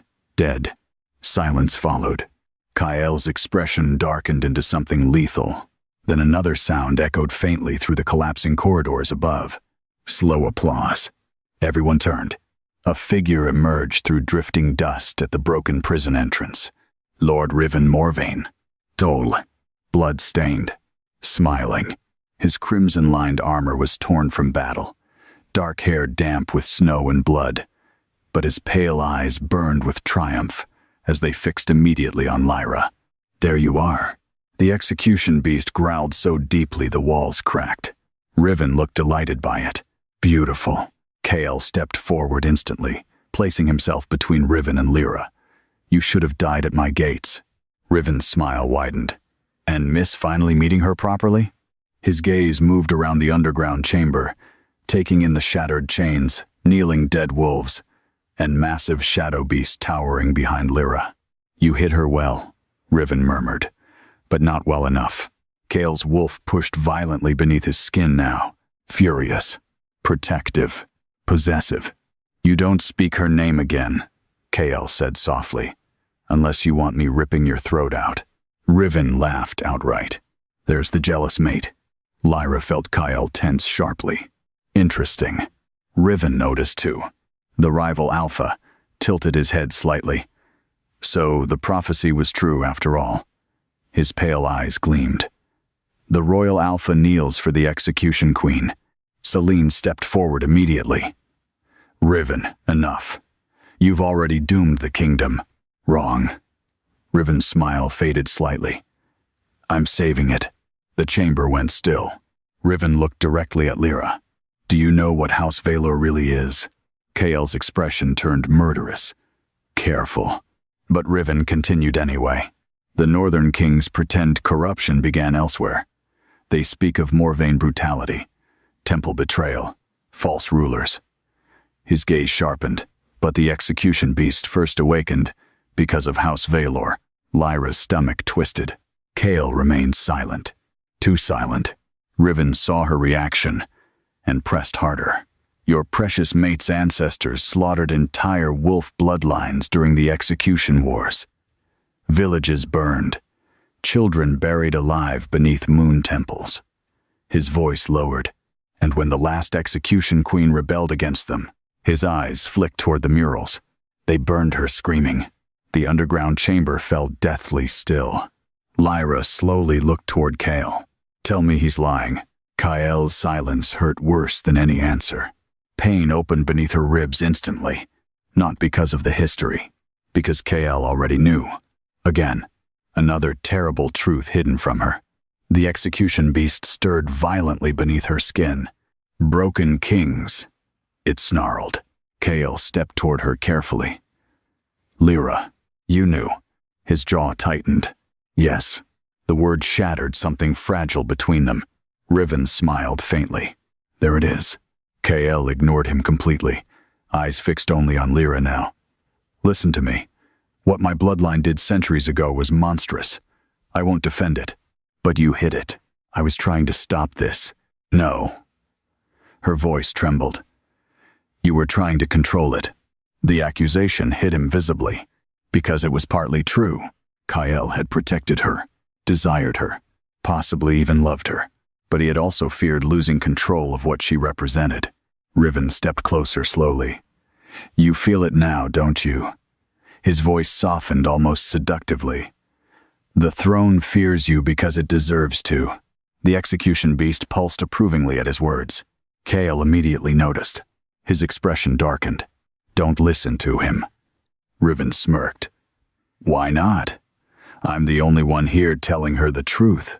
Kael's wolf finally snapped. He lunged. The two alphas collided with enough force to crack the prison floor beneath them. Wolves erupted through human flesh instantly. Kael's massive black beast slamming into Riven's crimson wolf amid shattered stone and roaring violence. The underground prison exploded into chaos again.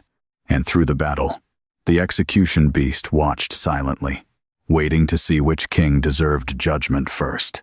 The underground prison shook beneath the violence of two alpha kings tearing into each other. Kael's wolf crashed into Riven hard enough to shatter the obsidian floor, claws ripping through crimson fur as both beasts slammed across ancient chains and broken stone. Their snarls echoed through the chamber like thunder. Dust burst from the ceiling. Dead wolves circled the battlefield restlessly, silver eyes glowing in the darkness, while the execution beast towered behind Lyra, watching, judging. Kael fought like a creature with something to lose. Riven fought like a man who had wanted this war for years. Blood splashed across the ancient murals as the crimson wolf twisted violently beneath Kael's jaws and hurled him backward into a stone pillar. Marble exploded. Selene screamed for the priestesses to retreat. No one listened. The prison had become something beyond battle now. Something sacred. Ancien. A trial between kings. Lyra stood frozen at the center of it all, while the execution beast moved beneath her skin like rising storm water. Every instinct inside her screamed conflicting truths at once. Riven was dangerous. Kael had lied to her. The throne deserved judgment. Kael was bleeding for her anyway. The beast growled softly. One king hunts for power. One kneels, despite fear. Lyra swallowed hard. KL slammed Riven against the far wall again, claws buried deep in crimson flesh. The Royal Alpha's black wolf looked monstrous beneath the flickering darkness, silver eyes blazing with fury. So intense the entire chamber seemed to recoil from it. You used her, Kale snarled. Riven laughed despite the blood in his mouth. And you didn't? The words hit harder than claws. Kyle froze for one fatal second. Riven struck instantly. His wolf twisted free and ripped across Kale's throat with savage force. Blood exploded across the stone floor. Lyra screamed. The mate bond detonated with agony. Not emotional pain. Physical. Kyle staggered backward. One hand clamped over his throat as blood poured between his fingers. The execution beast roared inside Lyra's mind so violently the prison walls cracked outward. Mine. The dead wolves lunged simultaneously. Not at Kale. At Riven. The Crimson Alpha barely escaped as skeletal beasts crashed toward him from every direction. He shifted back into human form instantly. Dark hair wild around blood-stained features as he drew twin moonsteel blades. Careful, he warned Lyra, breathing hard. The more you rage, the less human you remain. Kale dropped to one knee. The sight shattered something inside her. Not because he looked weak, because Kale Draven, the feared Royal Alpha who carried kingdoms on his shoulders alone, looked exhausted. The bond between them pulsed violently, and through it, Lyra suddenly felt what he felt. Not fear of death, fear of failing her. The realization hit with unbearable force. All this time she had believed Kale kept distance because he doubted her worth. But the truth was far crueler. He had loved her enough to fear what loving her would cost. Lyra moved toward him instinctively. Riven noticed immediately. There it is, he murmured. The choice. Kale looked up sharply. Don't. Lyra froze. Blood continued spilling down his neck. You're hurt. I'll survive. But his voice sounded weaker now. The sacred moonfire burns from earlier were poisoning him internally. Lyra could feel it through the mate bond silver venom spreading through his wolf. Kyle knew it too, which meant he also knew something else. He might not survive much longer. Riven lowered his blade slightly. You know what happens next, he said quietly toward Lyra. The beast will choose. Celine looked horrified. No. The ancient judgment ritual was forbidden centuries ago. Forbidden doesn't mean erased. Riven's pale eyes gleamed. The execution beast always chooses between rulers. The chamber fell silent. Even the dead wolves stopped moving. Kale's expression darkened instantly. Don't listen to him. But the beast inside Lyra was already stirring differently now. Interested. A judgment. Ancient instinct moved through her blood. The execution beast had not awakened merely to kill. It awakened to decide. Which king deserved to rule? Lyra stepped backward slowly. No. Riven spread his arms slightly. You feel it, don't you? The throne itself answering through your blood. Kale forced himself upright, despite the blood running down his armor. Lyra, he said quietly. Look at me. She did, and nearly broke from what she saw there. Note command, not expectation. Trust. Kale stepped closer carefully, voice rough now from blood loss. You are not its weapon. The beast growled immediately. She is judgment. Kyle ignored it. You choose who you become. Lyra's chest tightened painfully. Riven laughed softly. And there's the difference between us. He looked toward Kale. You still think she can remain soft after this? Kale's silver eyes never left Lyra's. I think she deserves the choice. Silence. The execution beast stirred uneasily, because Kale was interfering with its instincts, not fighting the beast directly, fighting for Lyra herself. The realization weakened something inside her rage, and Riven saw it happen. His expression sharpened instantly. You love him already. Lyra's breath caught. Kyle stiffened too. The mate bond pulsed violently. Riven smiled slowly. Interesting. Enough. Cale growled, but Riven kept watching Lyra carefully. You know what he is, don't you? A king raised by monsters trying desperately not to become one. His gaze flicked toward Cale's bleeding throat. That's why he fascinates the beast. Corrupt bloodline, uncorrupted heart. The execution beast fell strangely silent, listening. Kyle's jaw tightened visibly. Stop talking. Riven ignored him. The prophecy never feared the execution queen alone. He looked toward Lyra again. It feared what would happen if she found a king worth choosing. Selene stepped backward slowly, pale with realization. No. The high priestess finally understood. If the bond between Lyra and Kyle fully stabilized willingly, not through domination, not through forced submission, but mutual choice, the execution beast would not destroy the throne. It would claim it. Ancient power shifted through the underground chamber. The dead wolves lowered themselves again. The murals began glowing faintly. And suddenly, Lyra heard something else beneath the beast's voice. Not rage. Grief. Centuries of grief. All the previous vessels hunted, betrayed, burned alive, because kings feared judgment more than corruption itself. The execution beast had become monstrous, because humanity made it so. Lyra's eyes burned. You were never evil, she whispered softly. The beast went still. Kyle looked toward her carefully. Lyra stepped forward slowly into the center of the ruined prison. I can feel it, she said quietly. All those women before me. Visions flooded her mind again. Queens, betrayed by mates. Lunas chained beneath temples. Women forced to become monsters, because no kingdom allowed them to remain human. Tears burned Lyra's eyes. The beast had never wanted endless slaughter. It wanted justice, and after centuries of betrayal, it no longer trusted mercy. Cale saw the change in her expression immediately. He moved toward her carefully, despite the blood soaking his armor. Lyra. The way he said her name almost broke her completely. Not fear, not ownership, devotion. The mate bond trembled. The execution beast watched silently. Kyle stopped in front of her. Then slowly, very slowly, the Royal Alpha lowered himself to one knee. The entire underground prison froze. Selena gasped. Even Riven looked stunned. Cale bowed his head, not to the beast, to her. Blood dripped across the stone floor beneath him, as his voice echoed quietly through the chamber. I am done choosing my throne over you. Lyra stopped breathing. The mate bond erupted. Not violently this time. Warmth. Truth. Every wall Kyle had built around himself shattered at once through the bond. She felt all of it. The loneliness. The restraint. The years spent watching her suffer because he feared loving her openly would place a target on her back. And beneath everything else, love so deep it terrified him.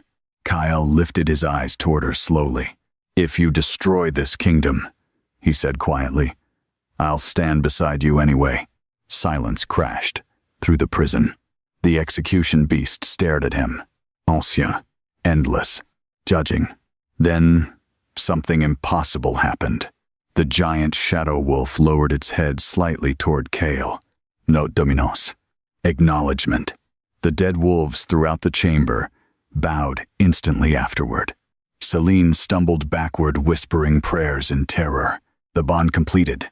Riven stared at Cale in disbelief. You actually chose her over the crown. Cale rose slowly to his feet. His silver eyes never left Lyra. She is the crown. The words echoed through the ancient prison like prophecy reborn, and somewhere above them, the entire castle began shaking. The moment Kyle spoke those words, something ancient awakened beneath Castle Valor. Not inside. Lyra. Beneath the kingdom itself. The underground prison groaned violently as cracks spread through the obsidian floor in glowing silver lines. Dust rained from the ceiling. Ancient murals blazed with moonlight, one after another, illuminating forgotten queens and execution wolves across the walls, as though history itself had opened its eyes. Above them, the castle shook hard enough to send screams echoing through distant corridors. The throne had answered. Lyra felt it instantly through the bond. Not metaphorically, physically. The royal fortress was alive with ancient magic woven into its foundations centuries ago, and now every stone in Castle Valor recognized her. The execution beast rose behind her fully for the first time. Massive, beautiful, terrifying. Its body towered nearly to the chamber ceiling, woven from darkness and silver flame together. Enormous claws resting against cracked obsidian, while ancient eyes burned brighter than moonlight itself. Yet Lyra no longer felt consumed by it. She understood it now, and the beast understood her. Not master, not prisoner. Two wounded things finally seen clearly. Kael remained beside her despite the blood soaking his armor. The moonfire poisoning his body still burned through the mate bond painfully, but his wolf had gone strangely calm. Not submissive. At peace. Riven noticed immediately. His pale expression darkened. "Do you realize what you've done?" Kael's answer came, without hesitation. "Yes." The rival Alpha laughed, softly, though no amusement reached his eyes now. "Then you're either the bravest king I've ever met," he looked toward Lyra, "or the last." Before Kael could answer, the underground prison doors burst open again. This time, nearly 20 Moon Court guards flooded inside alongside surviving priestesses, all bearing sacred moonsteel weapons glowing silver in the darkness. At their center strode Celine Drax, face pale but resolute, moonfire burning around her hands. She looked not at Lyra, but at Kael. "You doomed us," she whispered. Kael stepped slightly in front of Lyra again instinctively. Celine saw the movement. Pain flickered briefly across her face. Not hatred, disappointment. "Your father warned me this would happen," she said quietly. "He said if the prophecy awakened, your heart would ruin your judgment." Kael's silver eyes hardened instantly. "My father murdered innocent bloodlines trying to stop this prophecy, and because of that, the North survived." "No." Kael's voice became deadly cold. "It rotted." Silence fell heavily through the chamber. The execution beast watched Celine now with ancient hatred. The priestess felt it, but she lifted her chin anyway. "I spent my entire life protecting this kingdom from another execution war." Her voice trembled slightly for the first time. "Do you know what those wars looked like, Lyra?" Visions flickered briefly through Lyra's mind again. Cities burning. Wolves, slaughtering wolves. Moon temples collapsing beneath black fire. Celine stepped forward slowly. The execution beast was never meant to coexist with kingdoms. It destroys them eventually. Her pale eyes sharpened, not because it's evil, because absolute judgment always becomes cruelty in the end. The words struck Lyra painfully, because part of her feared they were true. The beast sensed the doubt instantly. "Weakness," it growled softly, but Lyra ignored it. She looked directly at Celine. "Then why hunt me before I ever harmed anyone?" The high priestess froze. Kael's expression darkened. Riven watched silently. Celine finally answered quietly, "Because mercy creates hesitation." The truth hollowed the chamber. Lyra stared at her in disbelief. "You were going to kill me because I might become dangerous." Celine's face tightened painfully. "I was trying to prevent another century of slaughter." "And how many innocent people died for your prevention?" Kael asked coldly. Celine did not answer. That silence became its own confession. The execution beast growled louder now. "Judgment." The chamber darkened again.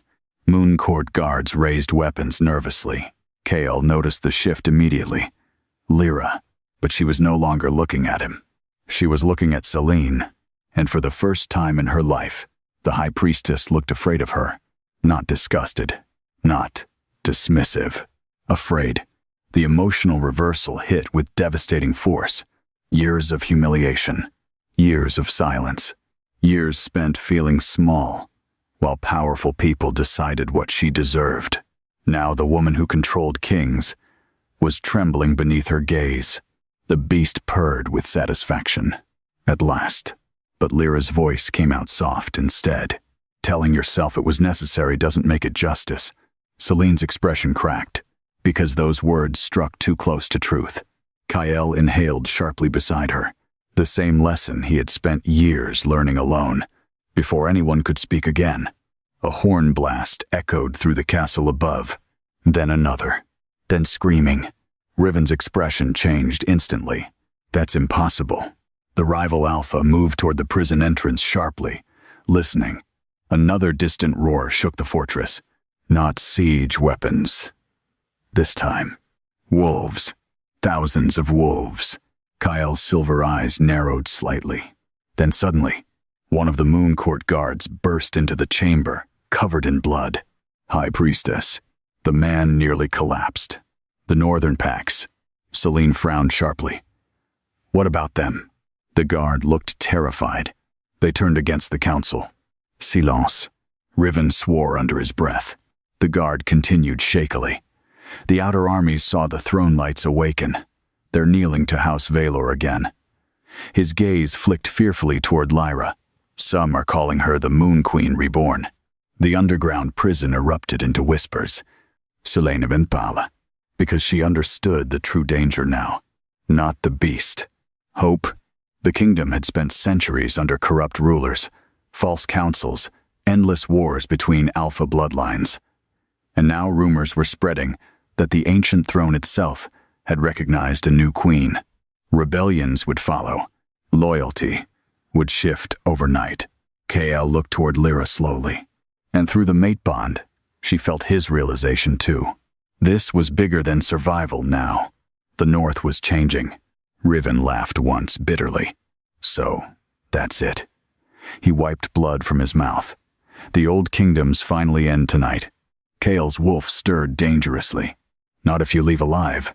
Riven smirked faintly despite the threat. Still trying to protect your throne? No. Kale's eyes hardened. I'm protecting her from men like you. The rival Alpha's expression shifted subtly. Respect. Reluctant, but real. Then suddenly Selene raised her staff. Moonfire exploded through the chamber. Not toward Lyra, toward Kyle. The attack happened too fast. Lyra screamed. The execution beast reacted instantly. Shadow exploded outward like a tidal wave. The underground prison shattered. Stone walls cracked apart as black silver energy consumed the chamber in violent darkness. Moon Court guards flew backward.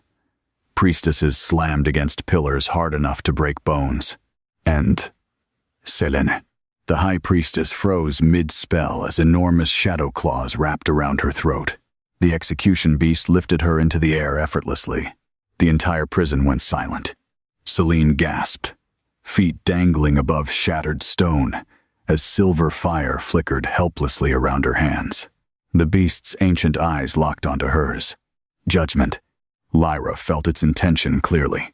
Kill her. End the priestess line forever. The dead wolves surrounding the chamber rose simultaneously, waiting for execution. Kale looked toward Lyra sharply. Not commanding, trusting. Your choice. The realization hit her deeply. This was the difference now. The old kings would have decided for her. Kyle wouldn't. Selene struggled weakly against the massive shadow claws, choking the breath from her lungs. Fear filled her eyes. Real fear. Not political calculation. Not cold priestess control. Human fear. And suddenly Lyra saw something else beneath it. Regret. Not enough regret to erase her sins, but enough to prove she was not a monster. Just a woman who chose cruelty, believing it would save others. The same mistake every ruler made eventually. The beast tightened its claws. Lyra stepped forward immediately. Stop. The chamber froze. The execution beast looked toward her slowly. Kill the traitor. Lyra's chest trembled painfully. No. The beast's silver eyes narrowed. She burned us. She burned everyone. The words echoed through the prison. Kale stared at her quietly. Lyra looked up at the enormous shadow wolf towering above them all. If I become another ruler who kills everyone she fears. Her voice shook. Then she wins. Silence crashed through the chamber. The execution beast studied her for several long heartbeats. Then slowly, very slowly, it released Selene. The High Priestess collapsed onto the broken stone floor, gasping for air. Every person in the chamber stared at Lyra differently now.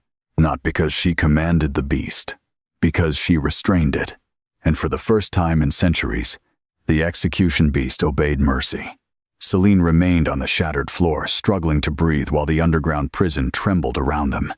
No one moved. No one dared.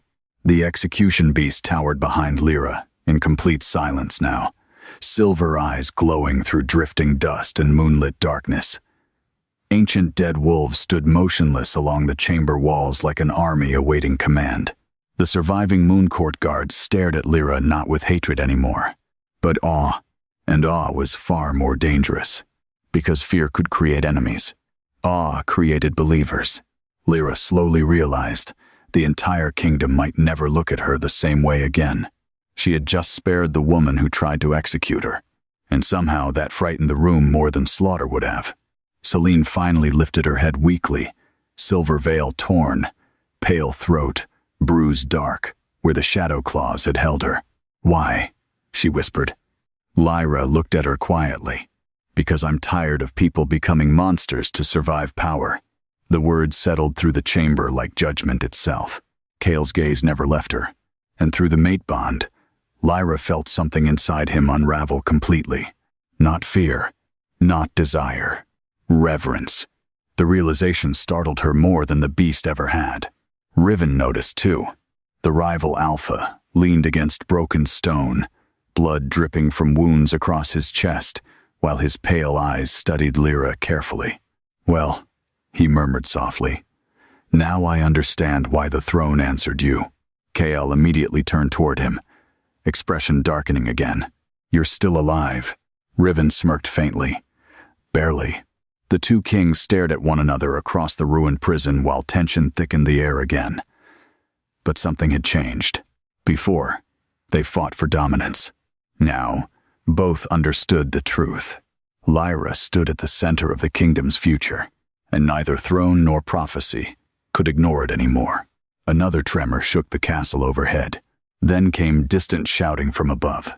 Not battle cries this time. Chant. Thousands of voices echoing faintly through the fortress.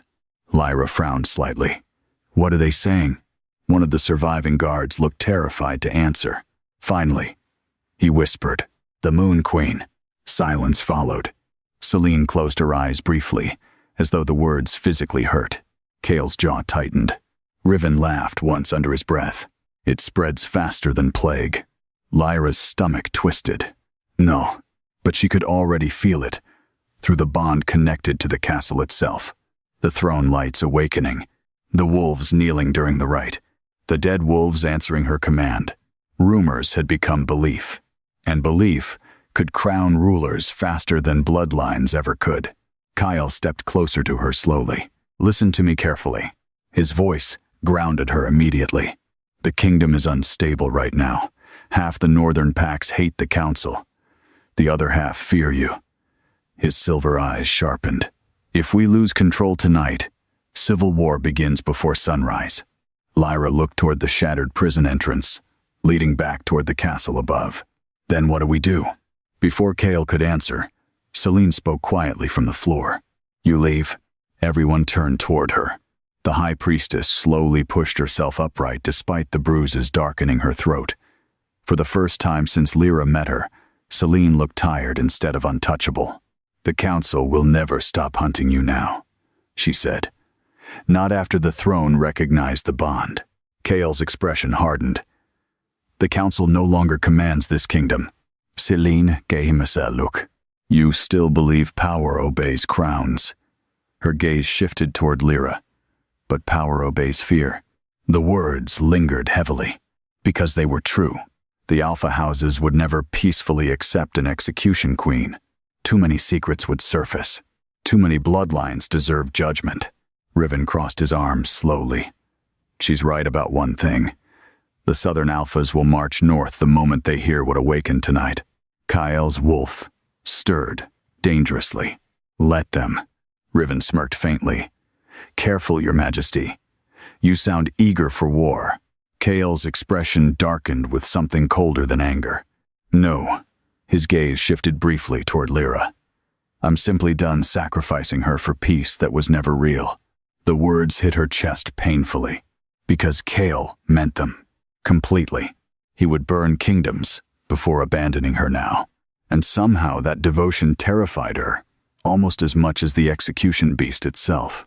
The beast purred softly inside her mind. Good king. Lyra ignored it. What happens if the bond keeps growing? She asked quietly. Silence fell again. Selene answered first. No one knows. That frightened Lyra more than any prophecy. The high priestess looked toward the murals lining the prison walls. The old records were destroyed after the execution wars. Her bruised throat tightened slightly, but according to the surviving fragments, she hesitated. Chaol's eyes narrowed. Say it. Selene looked directly at Lyra. The bond eventually allows the execution beast to fully manifest through both souls. Cold spread through the chamber. Lyra frowned. What does that mean? No one answered immediately. Then Riven murmured quietly. It means if one of you falls. His pale eyes shifted between her and Chaol. The other probably follows. The mate bond pulsed sharply. Chaol's expression became unreadable. Lyra's heartbeat slowed painfully. Life-bound.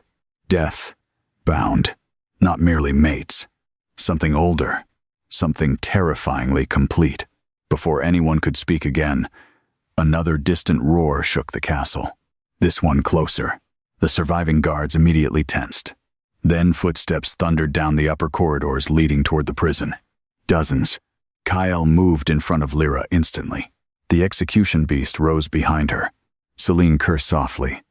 The council found us. Moonsteel blades appeared throughout the corridor entrance moments later, as armored wolves flooded down the shattered stairway above. But these were not ordinary guards. Council executioners. Black armor. Silver masks. Sacred wolf hunters trained specifically to kill forbidden bloodlines.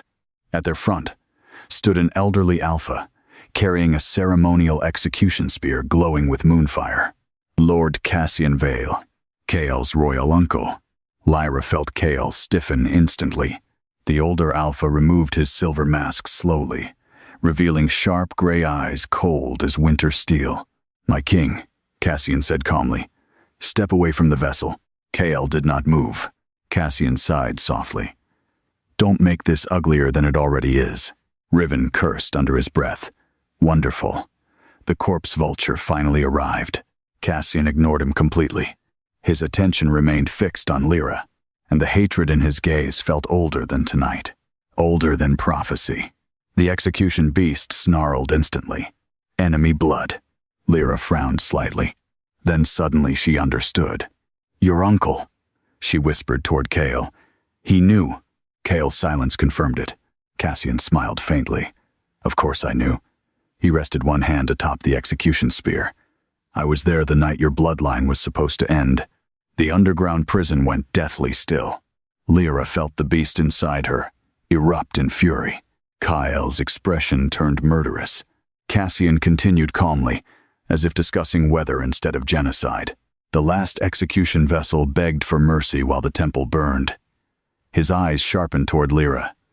Your mother screamed exactly the same way. The words shattered through her like ice. Mother. Not ancestor. Not ancient queen. Mother. Lyra stopped breathing. Chaol looked horrified instantly. Cassian. But the older alpha kept speaking. We killed every carrier child we could find after the war. Burned villages. Purged bloodlines. He tilted his head slightly toward Lyra. Looks like we missed one. Pain exploded through her chest. Not from the beast. From grief. All her life, she had believed herself abandoned by fate. But this was extermination. The execution beast roared loud enough to crack the prison ceiling. Dead wolves lunged forward instinctively. Moon Court guards backed away in panic. Cassian lifted the execution spear. See? He said coldly. This is why monsters must die before they grow. Chaol shifted slightly in front of Lyra again, and for the first time, the Royal Alpha looked ready to kill his own blood. Cassian noticed. Disappointment crossed his face briefly. You would truly betray your family for her? KL's silver eyes blazed. My family built itself from corpses. The older alpha sighed softly. Then House Valor ends with you. The execution spear ignited. Moonfire flooded the chamber, and every wolf in the underground prison prepared for war. Moonfire exploded across the underground prison. The execution spear in Cassian Vale's hands blazed bright enough to turn the chamber white as sacred flames roared toward Lyra like a divine sentence.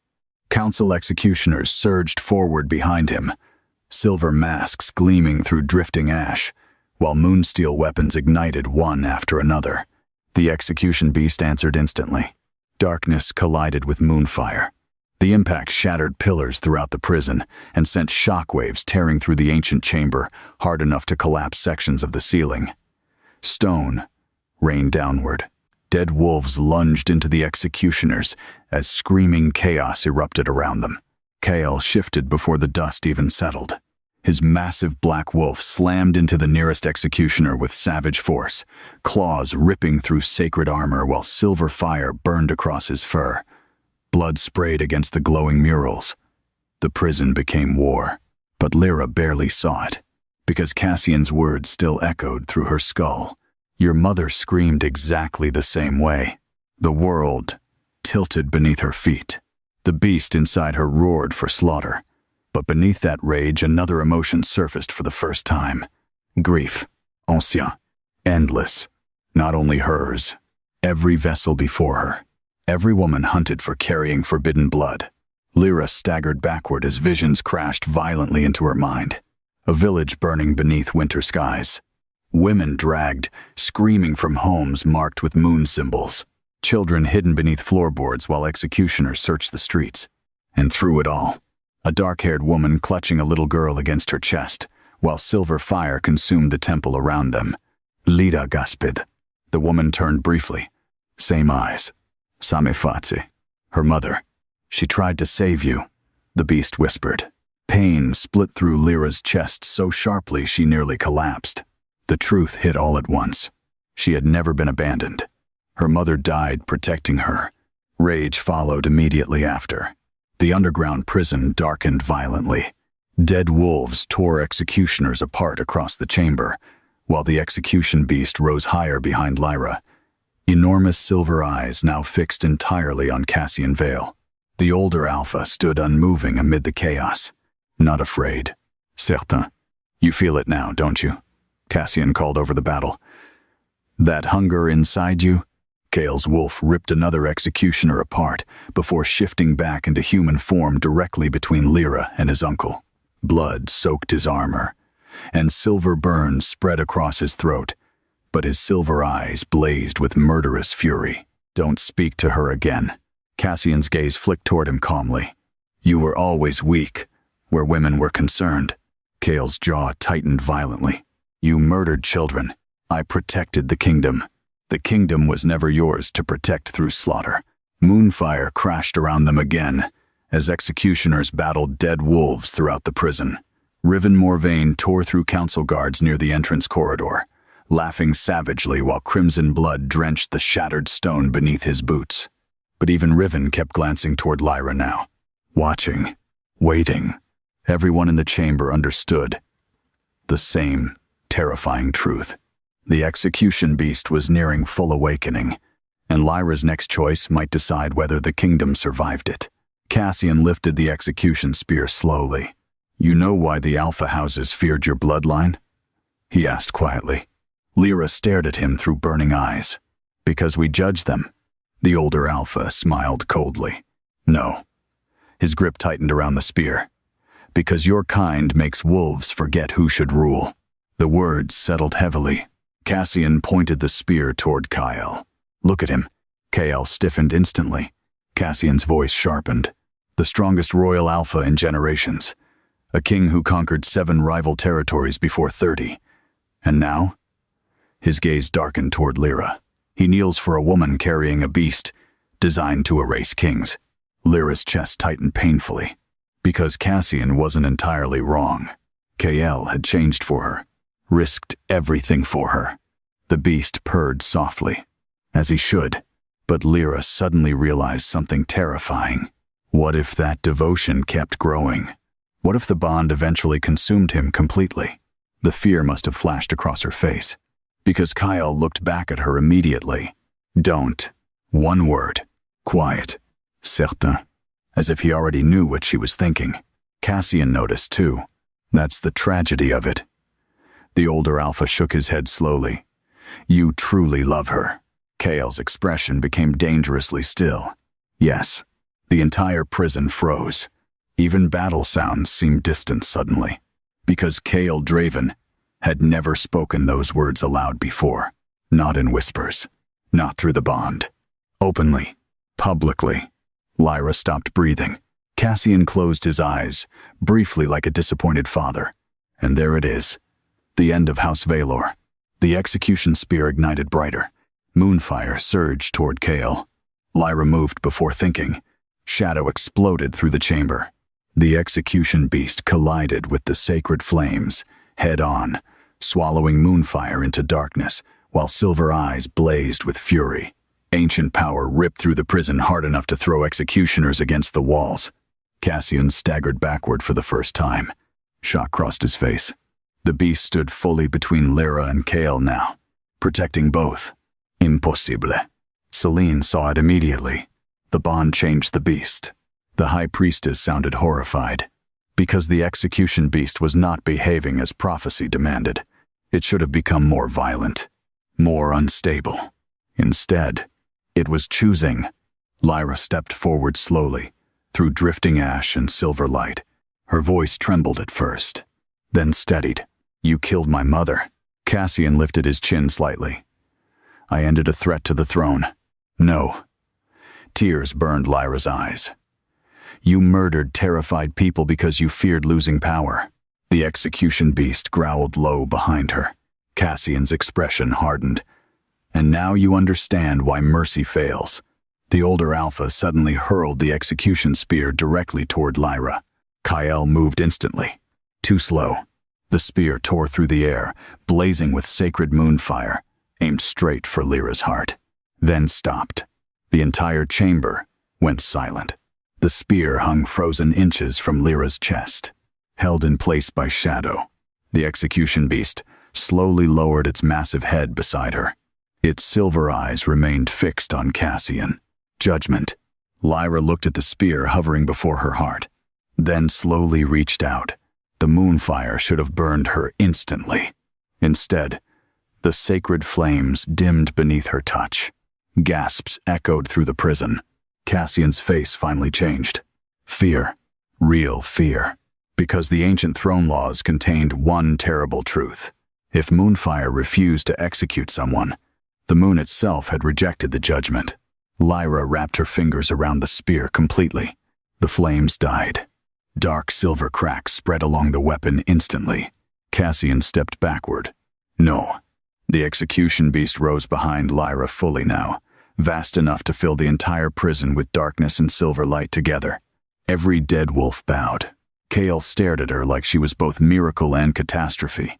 And through the mate bond, Lyra suddenly felt his heart clearly. Not the wolf. Not the king. The man. Terrified for her. Terrified of losing her.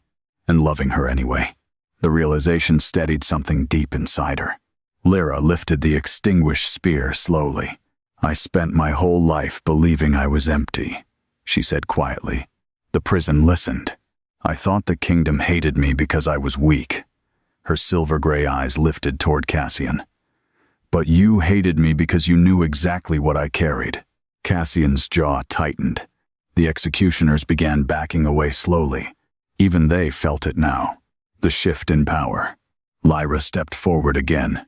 The execution beast moved with her like living shadow. You hunted children. Her voice hardened. Burned bloodlines. Lied to your kings. She looked toward the shattered murals around them and called it protection. Cassian lifted another moonsteel blade sharply. I'd do it again. The words echoed through the prison, and for the first time, the execution beast did not roar. It simply looked at him, like a sentence already decided. Kyle suddenly realized something terrifying. Lyra. But she was already moving. Not wildly, not monstrously, Calmly, the shadow beneath her feet spread across the broken stone floor toward Cassian Vale, and every wolf in the prison lowered its head. The shadow reached Cassian Vale slowly, not like fire, not like an attack, like judgment itself, crossing the floor. Every executioner in the underground prison backed away instinctively as darkness spread beneath their boots in silver-black veins. The dead wolves lowered themselves completely against the stone. Even the surviving priestesses stopped chanting. No one breathed. Cassian stood alone at the center of the prison, moon-steel blade raised, while the execution beast towered behind Lyra, with ancient eyes bright enough to eclipse the torches. Kyle felt the shift instantly through the mate bond. The beast was no longer awakening. It had awakened, and now it was deciding what kind of queen Lyra would become. Cassian lifted his chin despite the fear tightening his face. "You think this changes anything?" he called sharply. "The Alpha houses will never accept you." Lyra continued walking toward him. The ruined prison trembled with every step. "Maybe not." The shadow thickened. "But they'll remember me." The words echoed through the chamber like prophecy reborn. Cassian's eyes narrowed. Then suddenly he lunged. Moonsteel flashed toward Lyra's throat, and stopped instantly. Not because she blocked him, because Kale caught the blade barehanded. Blood spilled across his palm, as sacred steel sliced deep into flesh. But the Royal Alpha did not even flinch. His silver eyes locked onto his uncle's with something colder than hatred. "You don't touch her again." Cassian snarled and tried to rip the blade free. Kale twisted his wrist violently. The moonsteel shattered. Silence exploded through the chamber. Moonsteel was not supposed to break. "Eva." Cassian stared at the ruined blade in shock. Kale shoved him backward hard enough to send the older Alpha crashing across broken stone. The Royal Alpha stood between Lyra and the Council executioners now, blood dripping from his hand while silver fire spread across his torn armor. His wolf pushed visibly beneath his skin, enormous and furious. "You spent your entire life teaching kings to fear judgment," Kyle said quietly. "Now face it." Cassian rose slowly, breathing harder now. The certainty in his eyes had begun to crack, because for the first time in decades, he was no longer controlling the story. The throne had chosen against him. The kingdom was shifting beyond council authority, and the king himself stood beside the woman they called a monster. The older Alpha looked toward Lyra one final time. "You think sparing people makes you better than us?"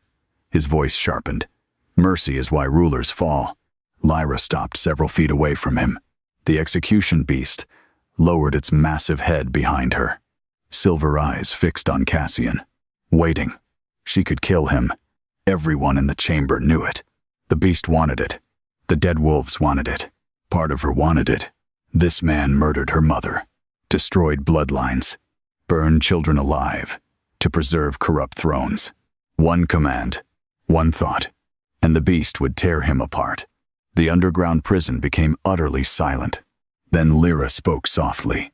"My mother died because men like you believed power mattered more than people." Cassian sneered faintly. "And what will you do differently?" The question settled heavily through the chamber, because that was the true judgment. Not whether Lyra possessed power, what she would become with it. Kyle watched her carefully, not controlling, not demanding, trusting. The mate bond pulsed warm beneath the chaos around them. Lyra inhaled slowly, then looked directly into Cassian Vale's eyes. "I'll remember what fear turned you into." The execution beast stirred, confused. No death sentence followed. No command. Lyra lifted one hand slowly. The shadows surrounding Cassian tightened instantly around his body, forcing him to his knees before her. Gasps echoed through the prison as the proud Alpha struggled uselessly against ancient power, older than kingdoms. But Lyra did not kill him. Instead, she looked toward the surviving guards. "Take him." The entire chamber froze. Cassian stared upward in disbelief. Celine looked genuinely shocked. Even Riven Morvain stopped smiling, because mercy after victory was far more terrifying than rage. The guards hesitated. Then slowly, On Biwan. They obeyed. Not Kyle. Here. The emotional reversal became complete in that moment. The dead wolf Luna the court once mocked, now commanded the very wolves who hunted her. Cassian realized it too. "You're making a mistake," he hissed as guards restrained him. "The alpha houses will rise against you." Lyra's expression hardened slightly. "Then let them choose whether they want justice." Her silver-gray eyes glimmered beneath the moonlight. Or another tyrant. Cassian was dragged away in silence. No one celebrated. No one dared. Because everyone in the chamber understood history had just changed.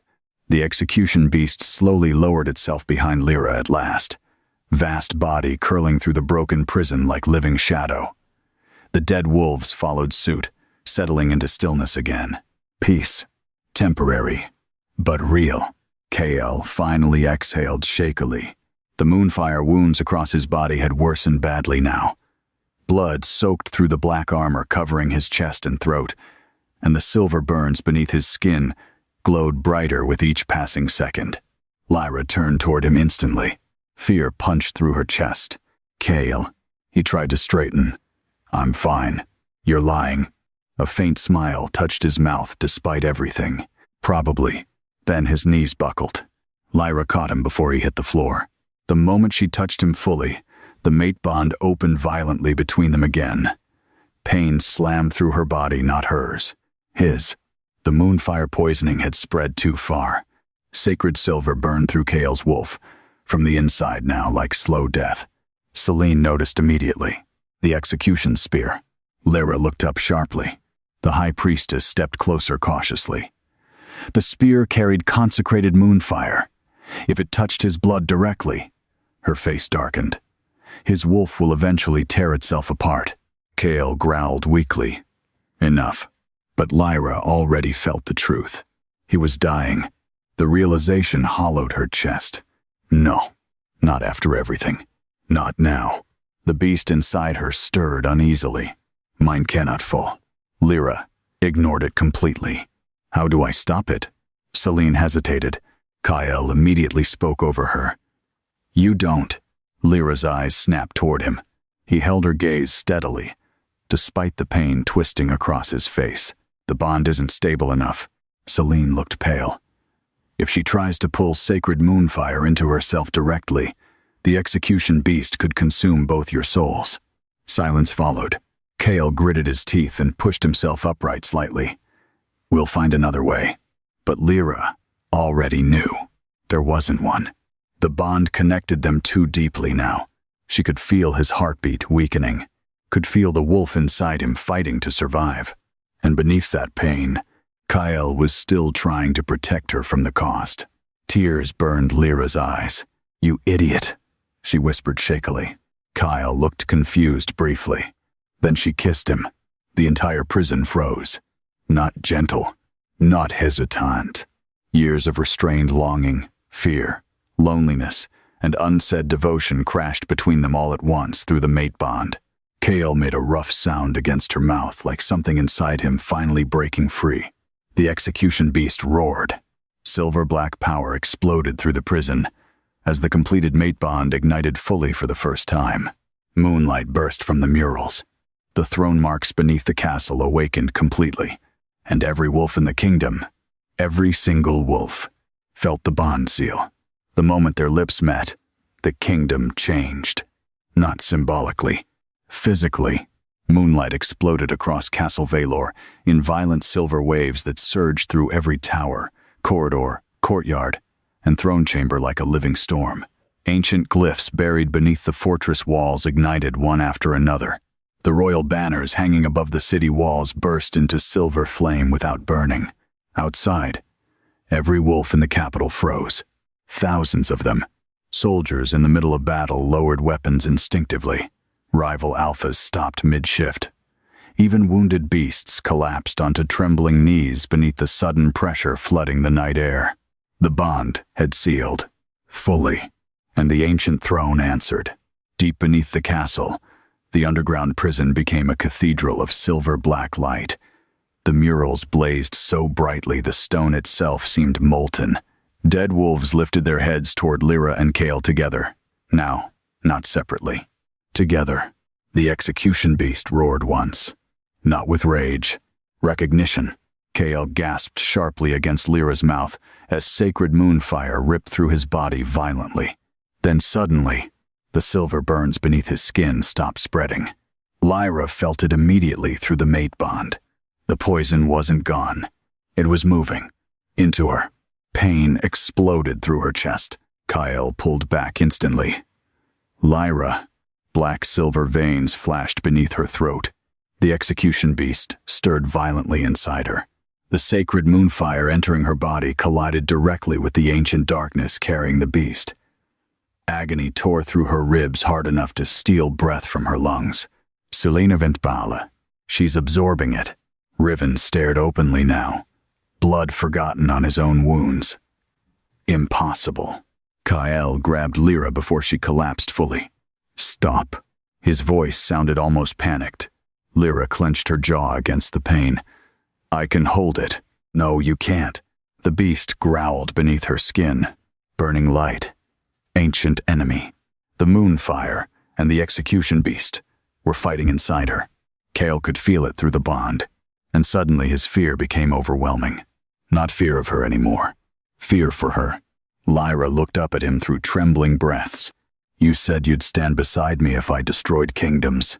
Kael's silver eyes darkened painfully. I didn't mean I'd let you die.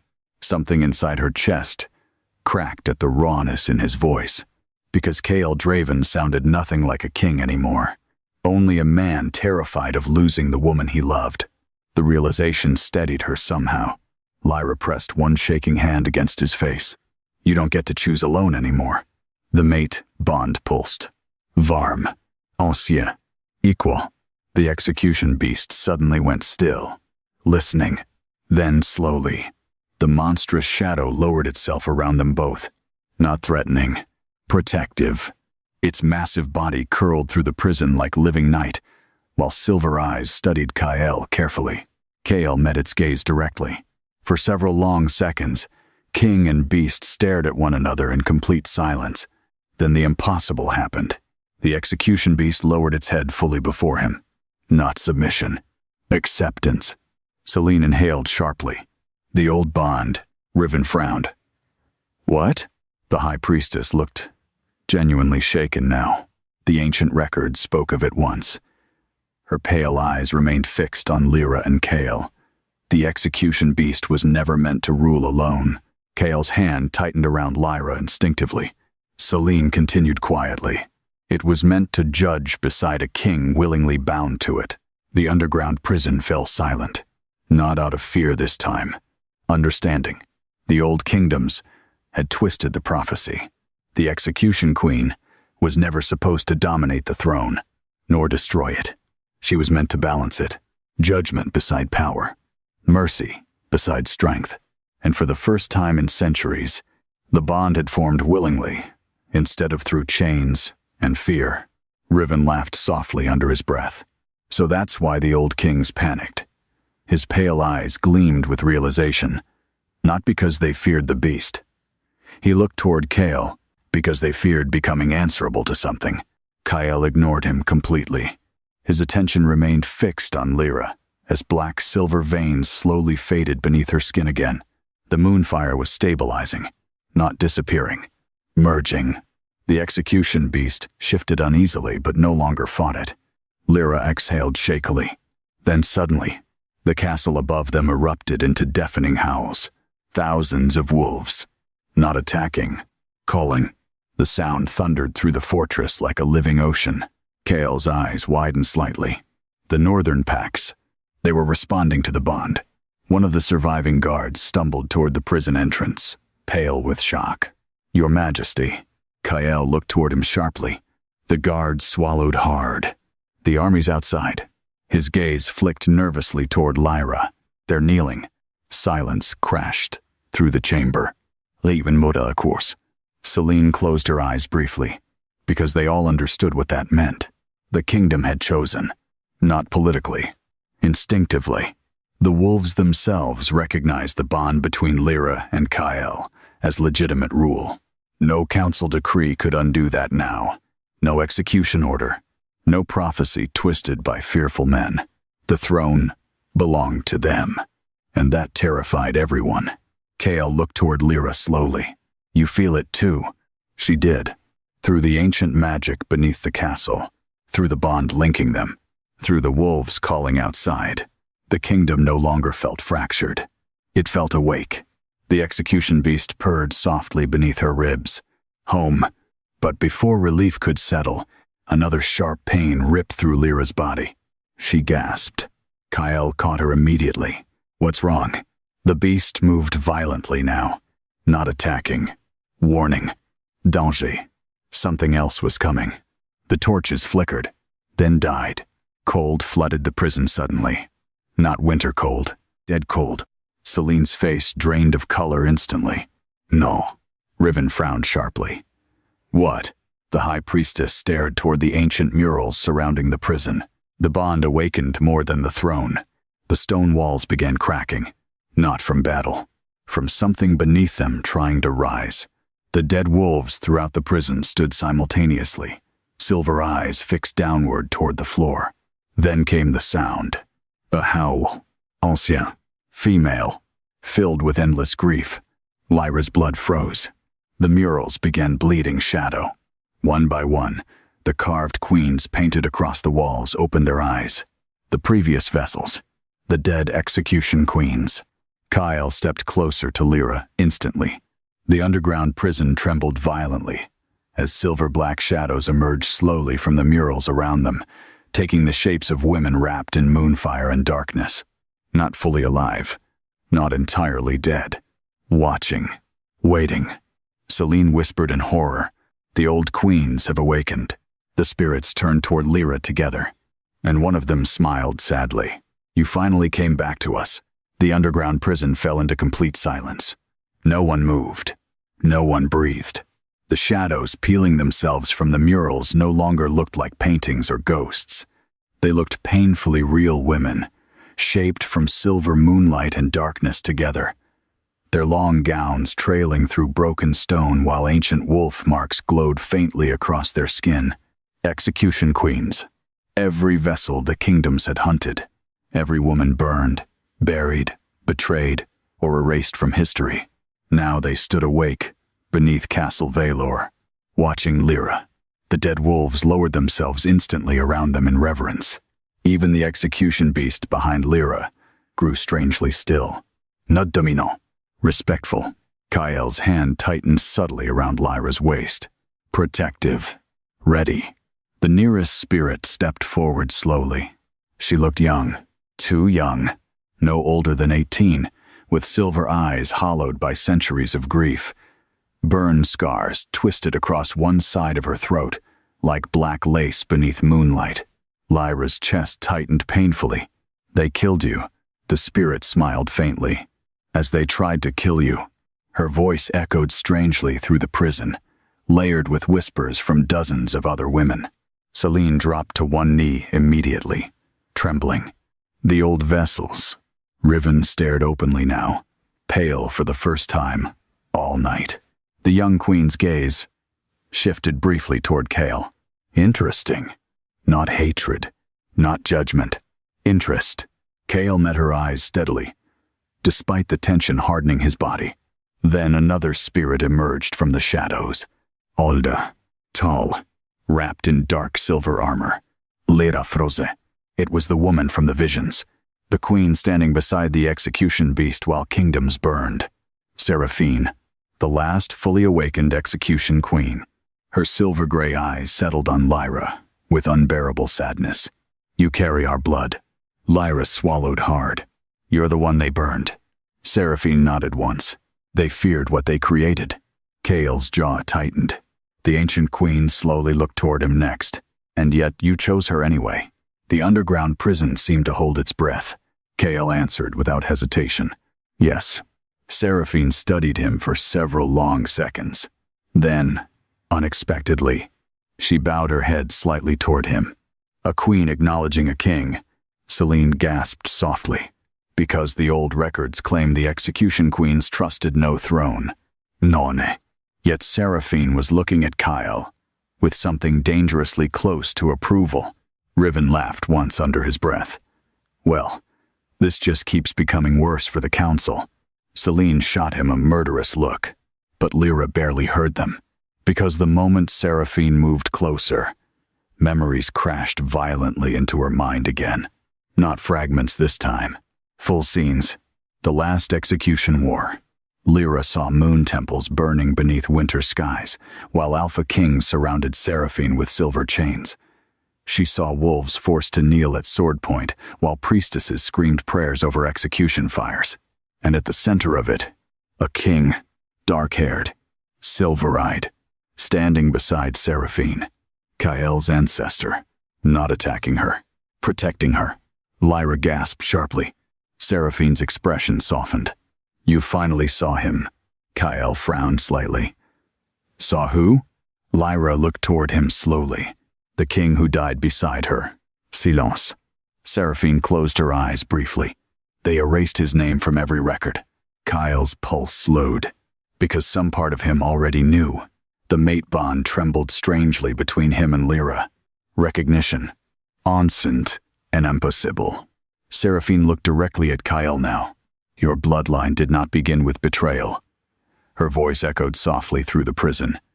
It began with sacrifice. Selene stared in disbelief. No, that's impossible.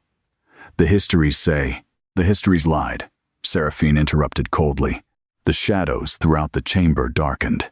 The old queens gathered closer around Lyra now, like moonlit wolves surrounding their own. Seraphine's gaze sharpened toward Selene. Your temple rewrote the ending. The high priestess went pale. Lyra felt the truth before it was spoken. The king tried to save you, she whispered. Seraphine nodded slowly. He broke the sacred laws to protect the bond.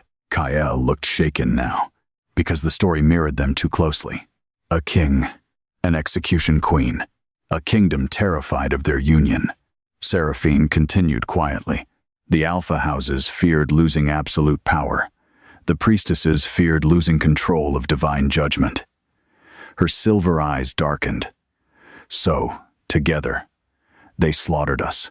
The underground prison trembled with ancient rage. The other queens lowered their heads, not angry anymore, grieving. Centuries of grief, buried beneath stone. Lyra's chest hurt unbearably. All this time, her voice cracked. They called you monsters. We became monsters eventually, Seraphine admitted softly.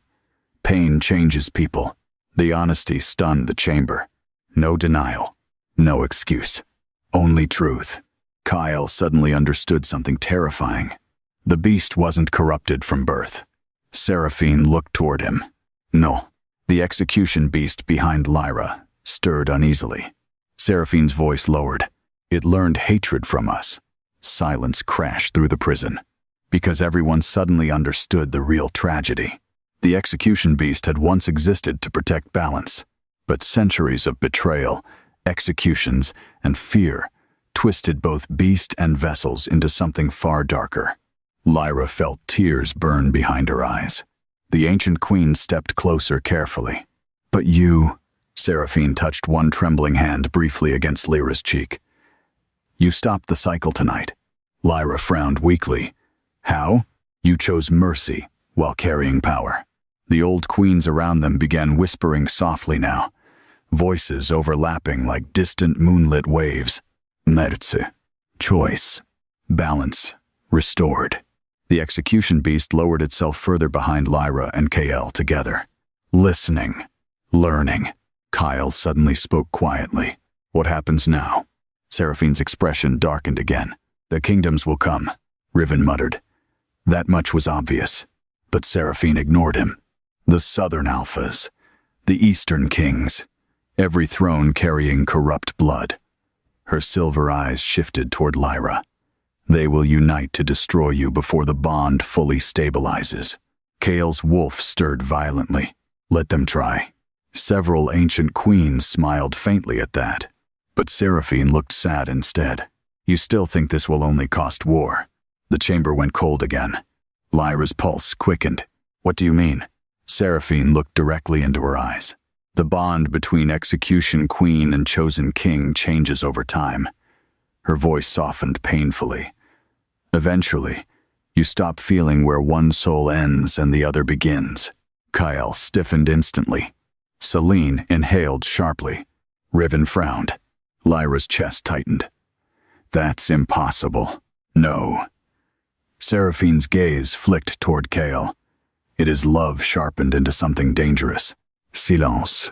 The mate bond pulsed again. Deeper now. Warmer. Kale slowly reached for Lyra's hand. Unconsciously. Their fingers intertwined instantly. Neither of them let go. Seraphine watched carefully, then finally smiled. Real smile this time. Small. Heartbroken. You already started. The realization struck Lyra violently. She could feel Kale breathing beside her, almost like her own lungs. Feel his heartbeat, his exhaustion, his fear every time she looked in pain. And Kyle could feel her grief, the loneliness, the terror of becoming something the world feared. The bond no longer resembled ordinary mating. It was becoming fusion. The execution beast purred softly beneath them both. Not one soul. Tful. Then, suddenly, the castle above them screamed. Not metaphorically. A roar of magic tore through Castle Valor hard enough to split the prison ceiling open. Stone crashed downward. Wolves howled throughout the fortress. One of the guards stumbled toward the corridor entrance, pale with terror. Your Majesty. Kale turned sharply. The guard pointed upward with trembling hands. The Southern Kings arrived. Riven swore immediately. Celine closed her eyes, and Seraphine whispered softly. So it begins. The Southern Kings arrived before dawn. Lyra felt them before she ever saw them. Through the awakened throne beneath Castle Valor. Through the wolves spread across the northern territories. Through the execution beast itself stirring uneasily beneath her ribs like a predator sensing rival hunters crossing into its territory. Thousands, not merely armies. Kings, royal alphas, carrying bloodlines old enough to shake kingdoms. The underground prison trembled continuously now from distant war drums echoing beyond the fortress walls. Snowstorm winds screamed through the shattered corridors above, while horns blared across the capital without pause. The North was preparing for siege. Again. Only this time the war centered around one woman. Kale looked toward the ruined staircase leading upward. Silver eyes darkening with calculation already. Even wounded, even exhausted, he shifted instantly back into a king the moment danger threatened the kingdom. Lyra felt it through the bond. The strategic coldness. The instinct to protect everyone at once. And beneath it, fear for her stronger than fear of war. Riven noticed too. The rival alpha leaned against broken stone with blood still soaking his side, watching Kyle carefully. You don't have enough forces left to hold the capital. Kyle ignored him. Status of the northern packs? One of the surviving guards swallowed nervously. Most are gathering outside the lower fortress, Your Majesty, but his gaze flicked uneasily toward Lyra. Several alpha houses refused to fight beside the execution queen. Kale's expression hardened instantly. Then they can leave my walls. The answer shocked even the guards, because Kyle Draven had just openly prioritized Lyra over military unity. Again, Celine noticed immediately. You'll divide your own army. Kale finally looked toward her. No. His voice turned cold enough to cut stone. The kingdom divided itself long before tonight. Silence followed, because no one could deny it. Corrupt councils, alpha houses murdering each other for generations, temple politics built from fear and bloodline purges. The North had already been rotting. Lyra simply exposed it. Seraphine stepped closer through the silver darkness surrounding the old queens. The kings will demand your surrender first. Kale's mouth curved faintly. Then they're fools. But Seraphine did not smile back. They won't only fear Lyra. Her silver eyes shifted toward him. They'll fear you. Kyle frowned slightly. Why? The ancient queen looked almost pitying. Because you chose her willingly. The truth settled heavily through the prison. Every king in the kingdoms understood power. Dominance. Conquest. But a ruler surrendering willingly to something greater than himself. That terrified them. Because Kael's devotion threatened the very foundation of alpha rule. The execution beast stirred approvingly. Good king. Kael visibly ignored the creature now with practiced exhaustion. Lyra almost smiled despite the chaos. Almost. Then, another roar shook the castle. Closer. The surviving guards tensed instantly. Riven straightened from the wall. That wasn't siege fire. Kael's wolf pushed sharply beneath his skin. Recognition. Then suddenly, a howl echoed through the fortress. Deep. Monstrous. Not from any ordinary wolf. The old queen's froze. Even Seraphine's expression darkened. No. Kael looked toward her sharply. What is it? The ancient queen whispered only one sentence. They brought a chained king. Cold spread instantly through the prison. Riven swore violently under his breath. Selene event bala. Lyra frowned. What does that mean? No one answered immediately. Then Kael's expression changed. Not fear. Horror. The Eastern Kingdoms. Riven nodded grimly. Their royal bloodline carries the grave wolves. The execution beast snarled immediately. Enemy. Seraphine looked toward Lyra carefully now. The Eastern kings abandoned sacred mate bonds centuries ago. Her voice darkened. Instead, they fused wolves to dead souls through forbidden ritual magic. Lyra's stomach twisted. Necromancy. Wolf corruption. The thing beside Selene earlier suddenly made terrible sense now. Kael's jaw tightened visibly. If they brought a chained king, Riven finished quietly. They came expecting to kill gods. The underground prison fell silent. Then footsteps thundered from above again. Not cautious this time. Fast. Urgent. Another royal guard burst into the chamber, half covered in snow and blood. Your Majesty. Kael turned sharply. The guard nearly collapsed, trying to bow. The Southern Alliance requests immediate audience before sunrise. Riven laughed bitterly. How polite of them. Kael's expression remained unreadable. Which kings arrived? The guard swallowed hard. King Malachar of the Eastern Grave Territories. Fear crossed his face. Queen Isolde of the Southern Fang clans.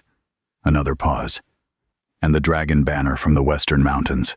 Even Riven looked stunned by that. They brought dragons? Selene whispered softly. They truly believe the apocalypse awakened. The guard continued shakily. They're demanding the execution queen be surrendered before dawn. His eyes shifted toward Lyra fearfully. Or the alliance will burn Valor to the ground. Silence. The old queens exchanged glances heavy with memory. Seraphine looked tired suddenly.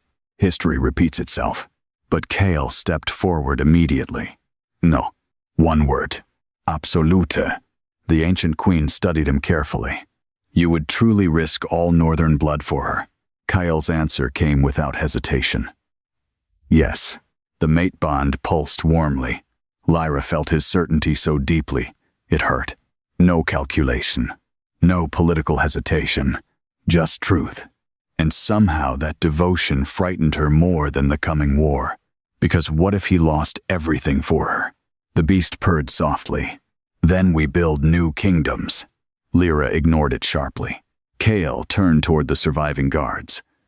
Prepare the throne hall. Selene frowned. You're meeting them? I'm ending this before armies move. Riven barked a laugh.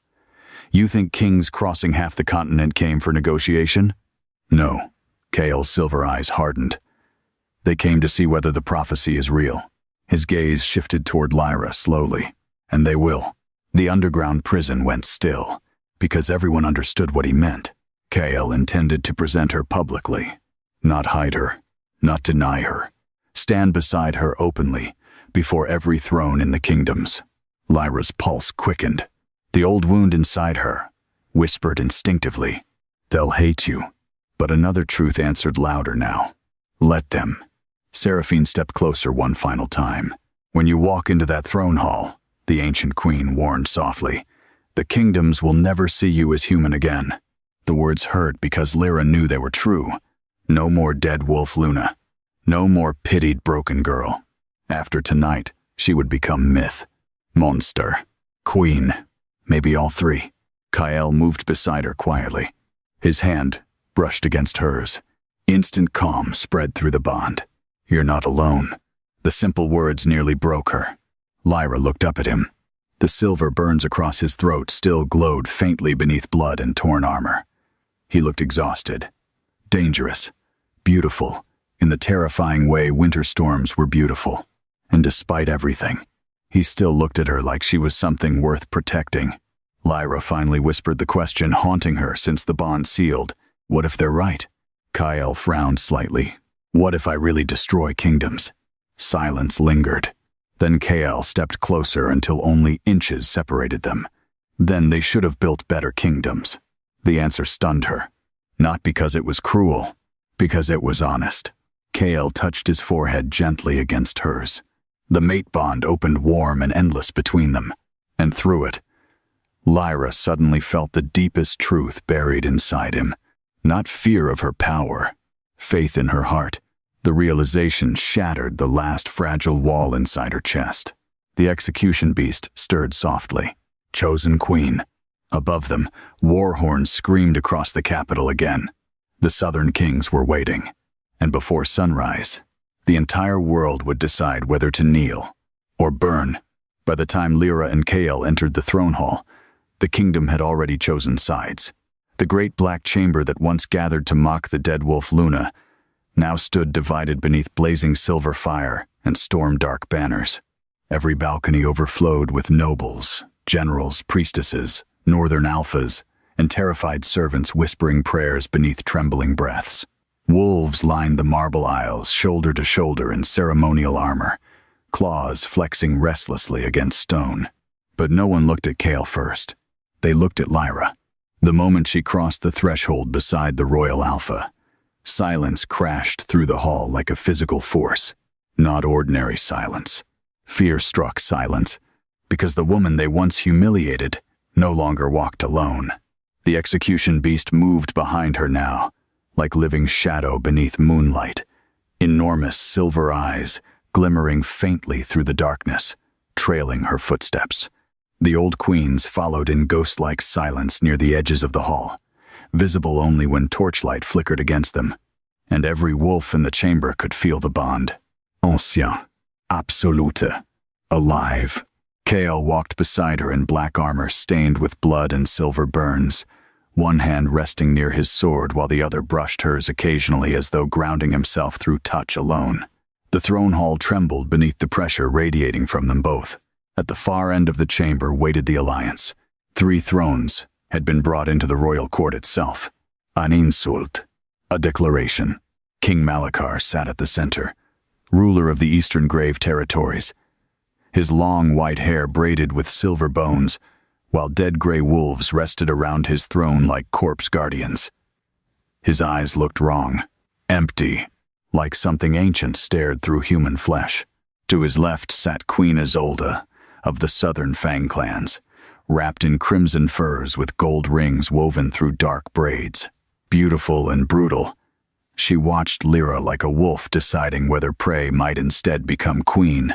And towering behind them all, the Western Dragon banner. No dragon itself, but warriors in black scaled armor, carrying massive spears carved from dragon bone. The kingdoms had truly come prepared for apocalypse. Riven Morvain entered behind Lyra and Kale moments later, bloodied but grinning darkly at the horrified faces throughout the hall. "Well," he murmured softly, "this should be entertaining." Kyle ignored him. The royal alpha guided Lyra directly toward the black throne at the center of the chamber. Gasps rippled through the hall immediately, because there was only one throne, and Kyle was bringing her beside it. Celine followed several steps behind, pale and exhausted, while the old queens lingered like shadows throughout the court. King Malachar finally spoke first. So the rumors were true. His voice sounded hollow, dead. The grave wolves surrounding him growled low beneath the scent of the execution beast. Malachar's empty eyes fixed on Lyra. "The last execution vessel lives again." Kale stepped forward slightly. "She has a name." The Eastern King smiled faintly, and already the Northern Alpha guards her like scripture. Queen Isolde leaned back against her throne lazily, studying Kale with open fascination. I expected fear. Her crimson, painted lips curved slightly. Not devotion. The entire court waited, watched, measured. Kyle's answer came calmly. Then, your expectations were poor. Several southern alphas shifted uneasily. No king spoke like this publicly about a mate. Not one carrying forbidden power, capable of toppling kingdoms. Malakar's dead eyes narrowed. You understand why we came? Yes. Then surrender the vessel. The throne hall went still. Kyle looked almost bored. No. The refusal hit the chamber like thunder. Queen Isolde smiled slowly. Interesting. Malakar remained motionless. The Eastern Kingdoms will not tolerate another execution war. Kale's silver eyes hardened. The Eastern Kingdoms fuse wolves into corpses and call it order. Several grave wolves snarled instantly. Malakar's smile vanished. Riven laughed outright from the side of the hall. Gods, I missed Northern court politics. Kale ignored him. Lyra remained silent beside the throne while tension spread through the chamber like poison. Every noble in the hall watched her carefully, waiting for signs of madness, violence, corruption, anything proving the old prophecies true. Instead, they found something worse: control. The execution beast lingered behind her quietly, waiting. Patient. Queen Isolde finally rose from her throne. Unlike Malakar, she did not seem afraid. Curious, perhaps. Dangerously curious. The Southern Queen descended the marble steps slowly, until she stood halfway across the hall from Lyra. You spared the High Priestess. The court shifted uneasily. Celine lowered her gaze slightly. Lyra answered carefully. Yes. Why? Simple question. Impossible answer. The entire kingdom listened. Lyra looked across the throne hall, once built to humiliate her. The same marble floors where nobles laughed during her shifting rites. The same court where she stood chained and bleeding while powerful people decided whether she deserved to live. Yet now, those same people watched her with fear. The emotional reversal struck deep enough to ache. Lyra inhaled slowly, because fear keeps teaching rulers the same lie. Queen Isolde tilted her head slightly. Which is, that cruelty creates safety. Silence spread. Even Malakar watched more carefully now. Lyra continued quietly. My mother died because powerful people feared losing control. Her silver-gray eyes moved across the hall. The old queens burned because kingdoms chose survival over mercy. She looked directly toward the Southern Queen. And every throne here carries blood from that choice. The words settled heavily through the chamber. No one denied them, because they were true.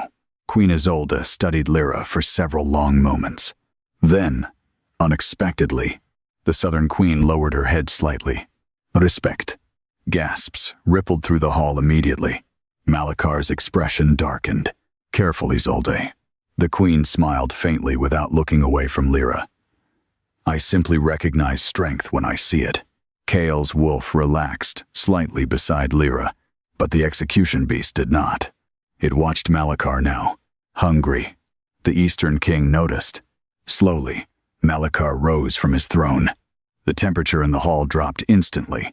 The grave wolves surrounding him lifted their heads in eerie unison, dead eyes glowing pale silver. Kale stepped subtly closer to Lyra. Protective. Malakar descended the throne steps slowly. Do you know why the Eastern Kingdoms abandoned sacred mate bonds? Lyra frowned slightly. No. Because love weakens rulers. The words echoed coldly through the hall. Kyle's expression became dangerous instantly. Malakar ignored him. We watched kingdoms collapse because kings chose mates over duty, chose mercy over survival. His empty eyes shifted toward Lyra. Your existence proves we were right. The execution beast growled softly behind her. Kale stepped forward. No, his voice sharpened like steel. Her existence proves your kingdoms became so rotten you feared judgment itself. Several Eastern nobles recoiled, visibly. Malakar looked toward Kyle slowly. And there it is. The dead king's voice turned quieter. The corruption already spread into you. Kale smiled faintly, coldly. If loving her is corruption, His silver eyes darkened. Then perhaps your definition of purity deserves extinction. The throne hall exploded into chaos. Eastern alphas surged forward instantly. Northern wolves answered with snarls. The dragon banner warriors lowered dragonbone spears. And behind Lyra, the execution beast finally bared its teeth. Massive silver eyes locked onto King Malachar. The old queens throughout the chamber went still. Seraphine whispered softly. It recognizes him. Lyra's pulse quickened. What does that mean? The ancient queen's expression darkened. The grave kings helped create the first execution wars. Cold spread through the hall. Malachar smiled. Not human. Something emptier. You remember us after all. Then the Eastern King did something no ruler should have survived.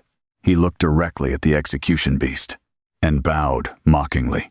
The moment King Malachar bowed mockingly to the execution beast, every wolf in the throne hall recoiled. Not because of disrespect, because something answered him. The dead gray wolves surrounding the Eastern King lifted their heads simultaneously, jaws opening too wide, bones cracking beneath rotten flesh as black mist poured from their throats. The temperature in the chamber plummeted. Frost spread across the marble floor beneath Malachar's boots. The execution beast snarled instantly. Enemy. Seraphine's expression darkened with ancient hatred. The grave kings poisoned the first bond. Lyra felt the truth slam through her immediately. Not instinct. Memory. Visions crashed through her mind violently. Ancient kings carving dead wolves open beneath moon temples. Execution vessels chained to altars while grave wolves fed on their power. The Eastern kingdoms had not merely fought the old queens. They experimented on them. The beast inside Lyra erupted with rage so powerful the throne hall shook. Kael reached for her instantly. Lyra. The sound of his voice cut through the fury before it fully consumed her. Barely. Malachar smiled faintly. There it is. His dead eyes gleamed. The monster beneath the mercy. The Eastern King slowly raised one pale hand, and every grave wolf in the throne hall screamed. Not howled. Screamed. The sound ripped through the chamber like dying souls dragged across stone. Several nobles collapsed instantly, clutching their ears while wolves throughout the hall whined in terror. Then the dead wolves attacked. Chaos exploded. Grave wolves lunged across the throne hall, tearing through guards and nobles alike, while Eastern executioners surged forward behind them. Dragon banner warriors lowered massive spears. Southern alphas shifted in bursts of fur and claws. The kingdoms shattered into war. Kael shifted instantly beside Lyra, massive black wolf colliding with the nearest grave wolf before it reached her. The impact cracked marble pillars. Riven Morvain roared, laughing somewhere across the hall as crimson wolves crashed into Eastern soldiers. But Lyra barely saw any of it, because the execution beast had fixed entirely on Malachar now. Judgment. The Eastern King stood unmoving amid the slaughter, while dead mist curled around his body like living smoke. You feel it, don't you? He called toward Lyra. Your beast remembers us. The execution beast roared so violently the stained glass windows exploded outward. Snowstorm whines tore through the throne hall, and suddenly the old queens moved. Seraphine stepped forward first, silver fire blazing through her ghostly form. The ancient queens surrounding the chamber raised their hands together, moonlight erupting across the ceiling in waves. The grave wolves screamed. Malachar's smile finally faded. You dare? Seraphine's voice thundered through the hall. You corrupted sacred wolves with death. Moonfire slammed into the Eastern King hard enough to throw him backward across the throne steps. The grave wolves shrieked as silver flames spread across their corpses. But they did not die. They kept moving, rotting flesh rebuilding itself beneath black mist. Celine stared in horror. They're soul-bound completely. Kael tore through another grave wolf beside Lyra, blood and silver fire splashing across his black fur. Meaning? Riven answered grimly, while ripping an Eastern soldier's throat open nearby. You kill the wolf. The king survives. He glanced toward Malachar. You kill the king. The grave wolves immediately turned toward Lyra. All of them. The throne hall went cold. Malachar rose slowly from shattered marble, dark blood running from his mouth, while black mist swirled around him violently. You understand now. His empty eyes fixed on Lyra. Only monsters survive ruling. The execution beast surged forward. Kyle roared instantly. No. But the beast no longer listened. The ancient predator exploded through the throne hall in silver-black shadow, massive claws tearing across stone as it lunged directly toward Malachar. The Eastern King smiled. Exactly what he wanted. Chains erupted from beneath the marble floor. Black chains. Not sacred silver. Death magic. The execution beast slammed into them mid-charge as hundreds of shadow-forged restraints wrapped violently around its body. The entire throne hall shook. Lyra screamed. Pain ripped through her chest as the chains tightened around the beast and through the bond around her own soul. Malachar laughed softly through blood. The first queens died because they fought alone. His pale eyes gleamed. You die because you loved. KL realized the trap instantly. The chains weren't binding the beast physically. They were attacking the mate bond itself. Lyra collapsed to one knee, gasping as black frost spread across her skin. Kyle shifted back immediately and caught her. Look at me. But her vision blurred violently now. The execution beast roared in agony. The old queen screamed, and through the bond, Lyra suddenly felt something horrifying. The chains were trying to separate her and Kale, tear the souls apart. The throne hall descended into panic. Selene shouted orders. Riven fought toward them through eastern soldiers. Queen Isolde's southern wolves slammed into grave wolves beside the throne steps. But none of it mattered, because Malachar had found the one weakness strong enough to kill the execution queen. Love. Kale grabbed Lyra's face desperately. Stay with me. Blood ran from his nose now. The bond damage was tearing through him too. Lyra could barely breathe. The chains squeezed tighter around the execution beast. And suddenly she understood. The ancient queens failed because their kings chose power over them. But Kale didn't, which meant Malachar adapted the trap. Not to separate king from queen politically, to rip them apart spiritually. The beast howled beneath the chains. The old queens cried out in grief. And Kyle looked terrified. Not for the kingdom. For her. Lyra touched his face weakly. You have to let me break the bond. His entire expression shattered. No. If we stay connected, no. The single word came rough and broken. Kale pulled her closer desperately as black frost climbed higher beneath her skin. I won't survive it either way. The truth hung between them, because they both knew the bond had already gone too deep. 2 souls. 1 throne.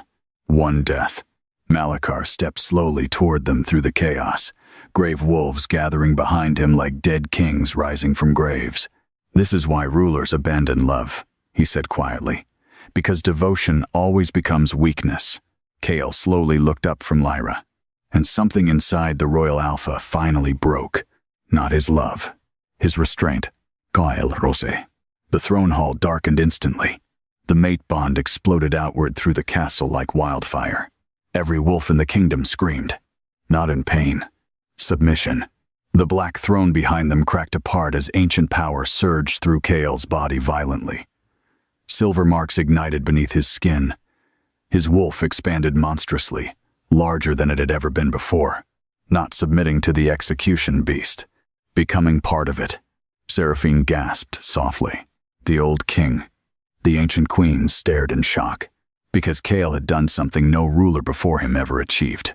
He accepted the bond completely, not fearing loss of power, not fearing devotion, choosing it. The execution beast suddenly stopped fighting the chains. Its silver eyes locked onto Kale. Recognition. Equal. Then Kale spoke.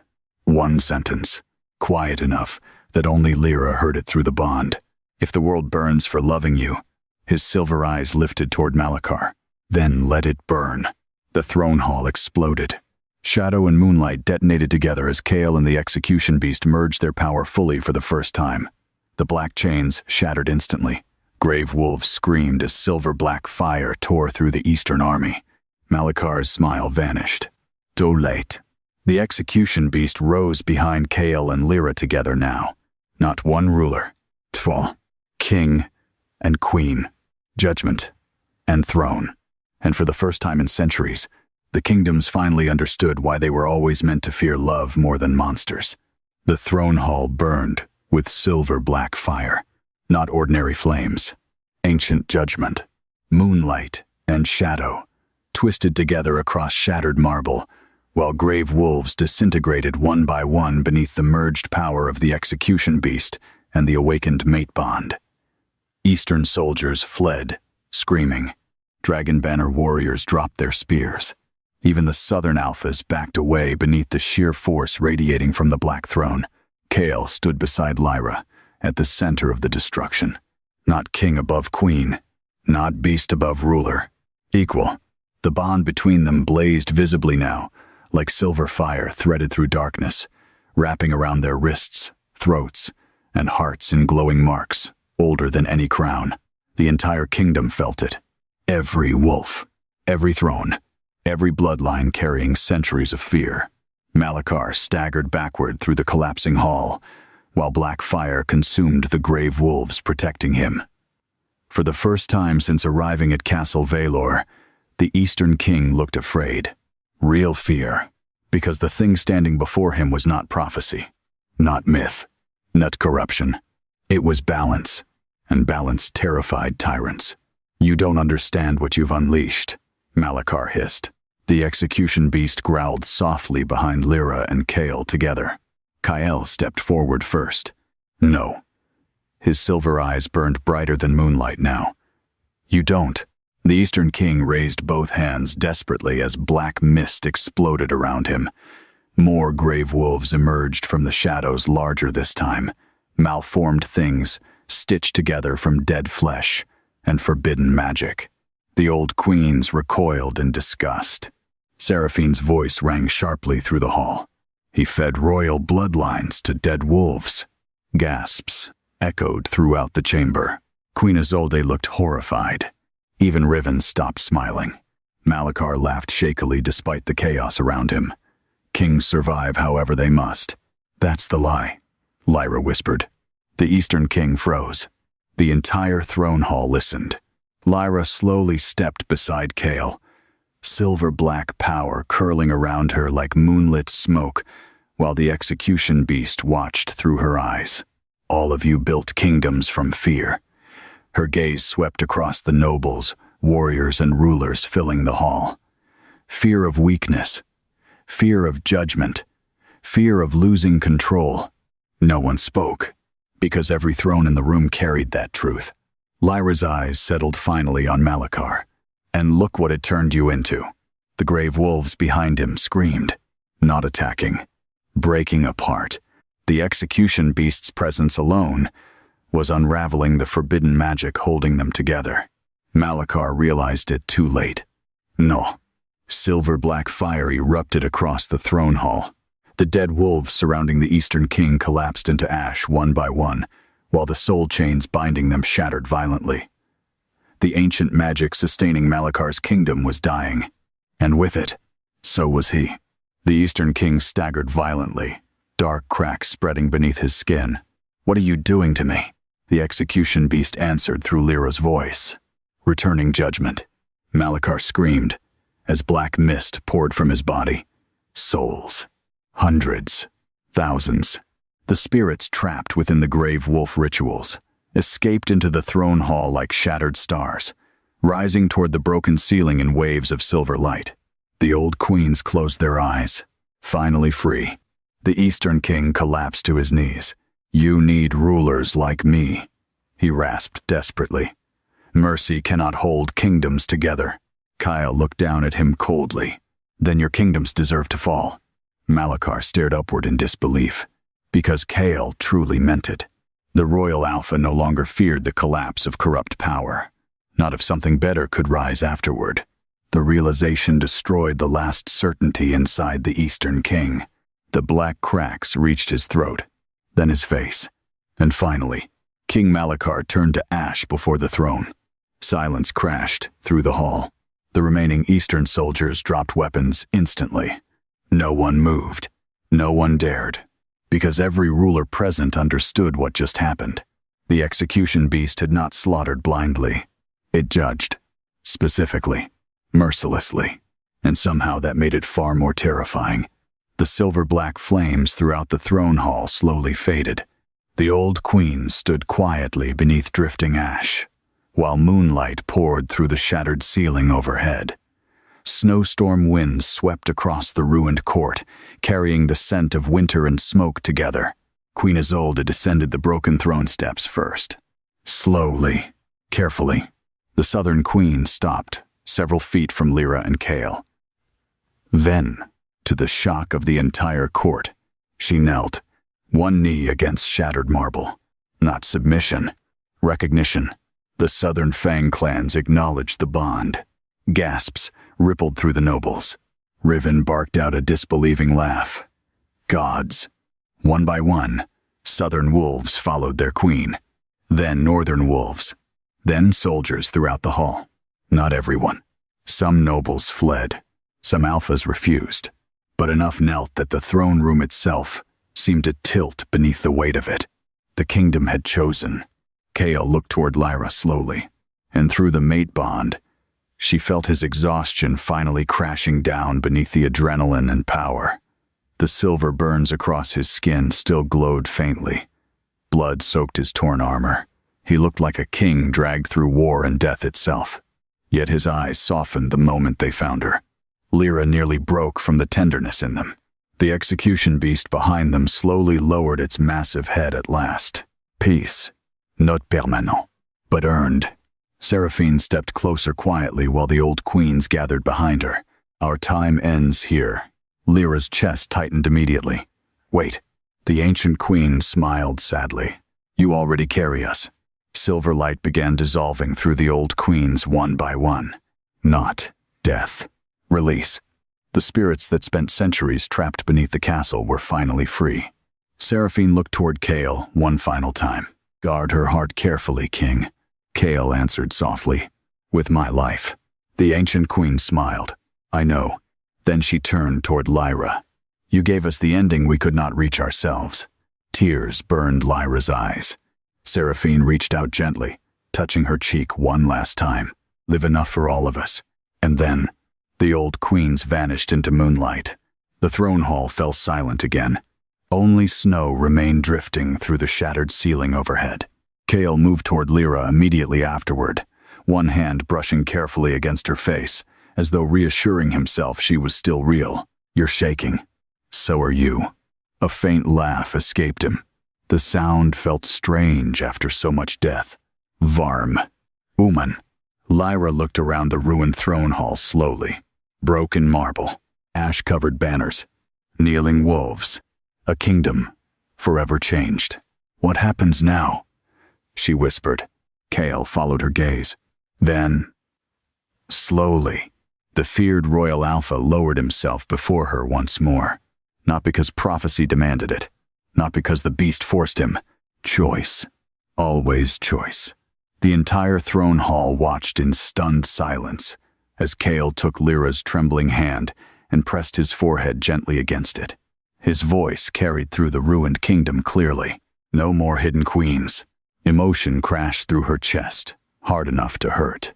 Chaol lifted his eyes toward her. Silver. Devoted. Completely hers. Stand beside me, he said quietly.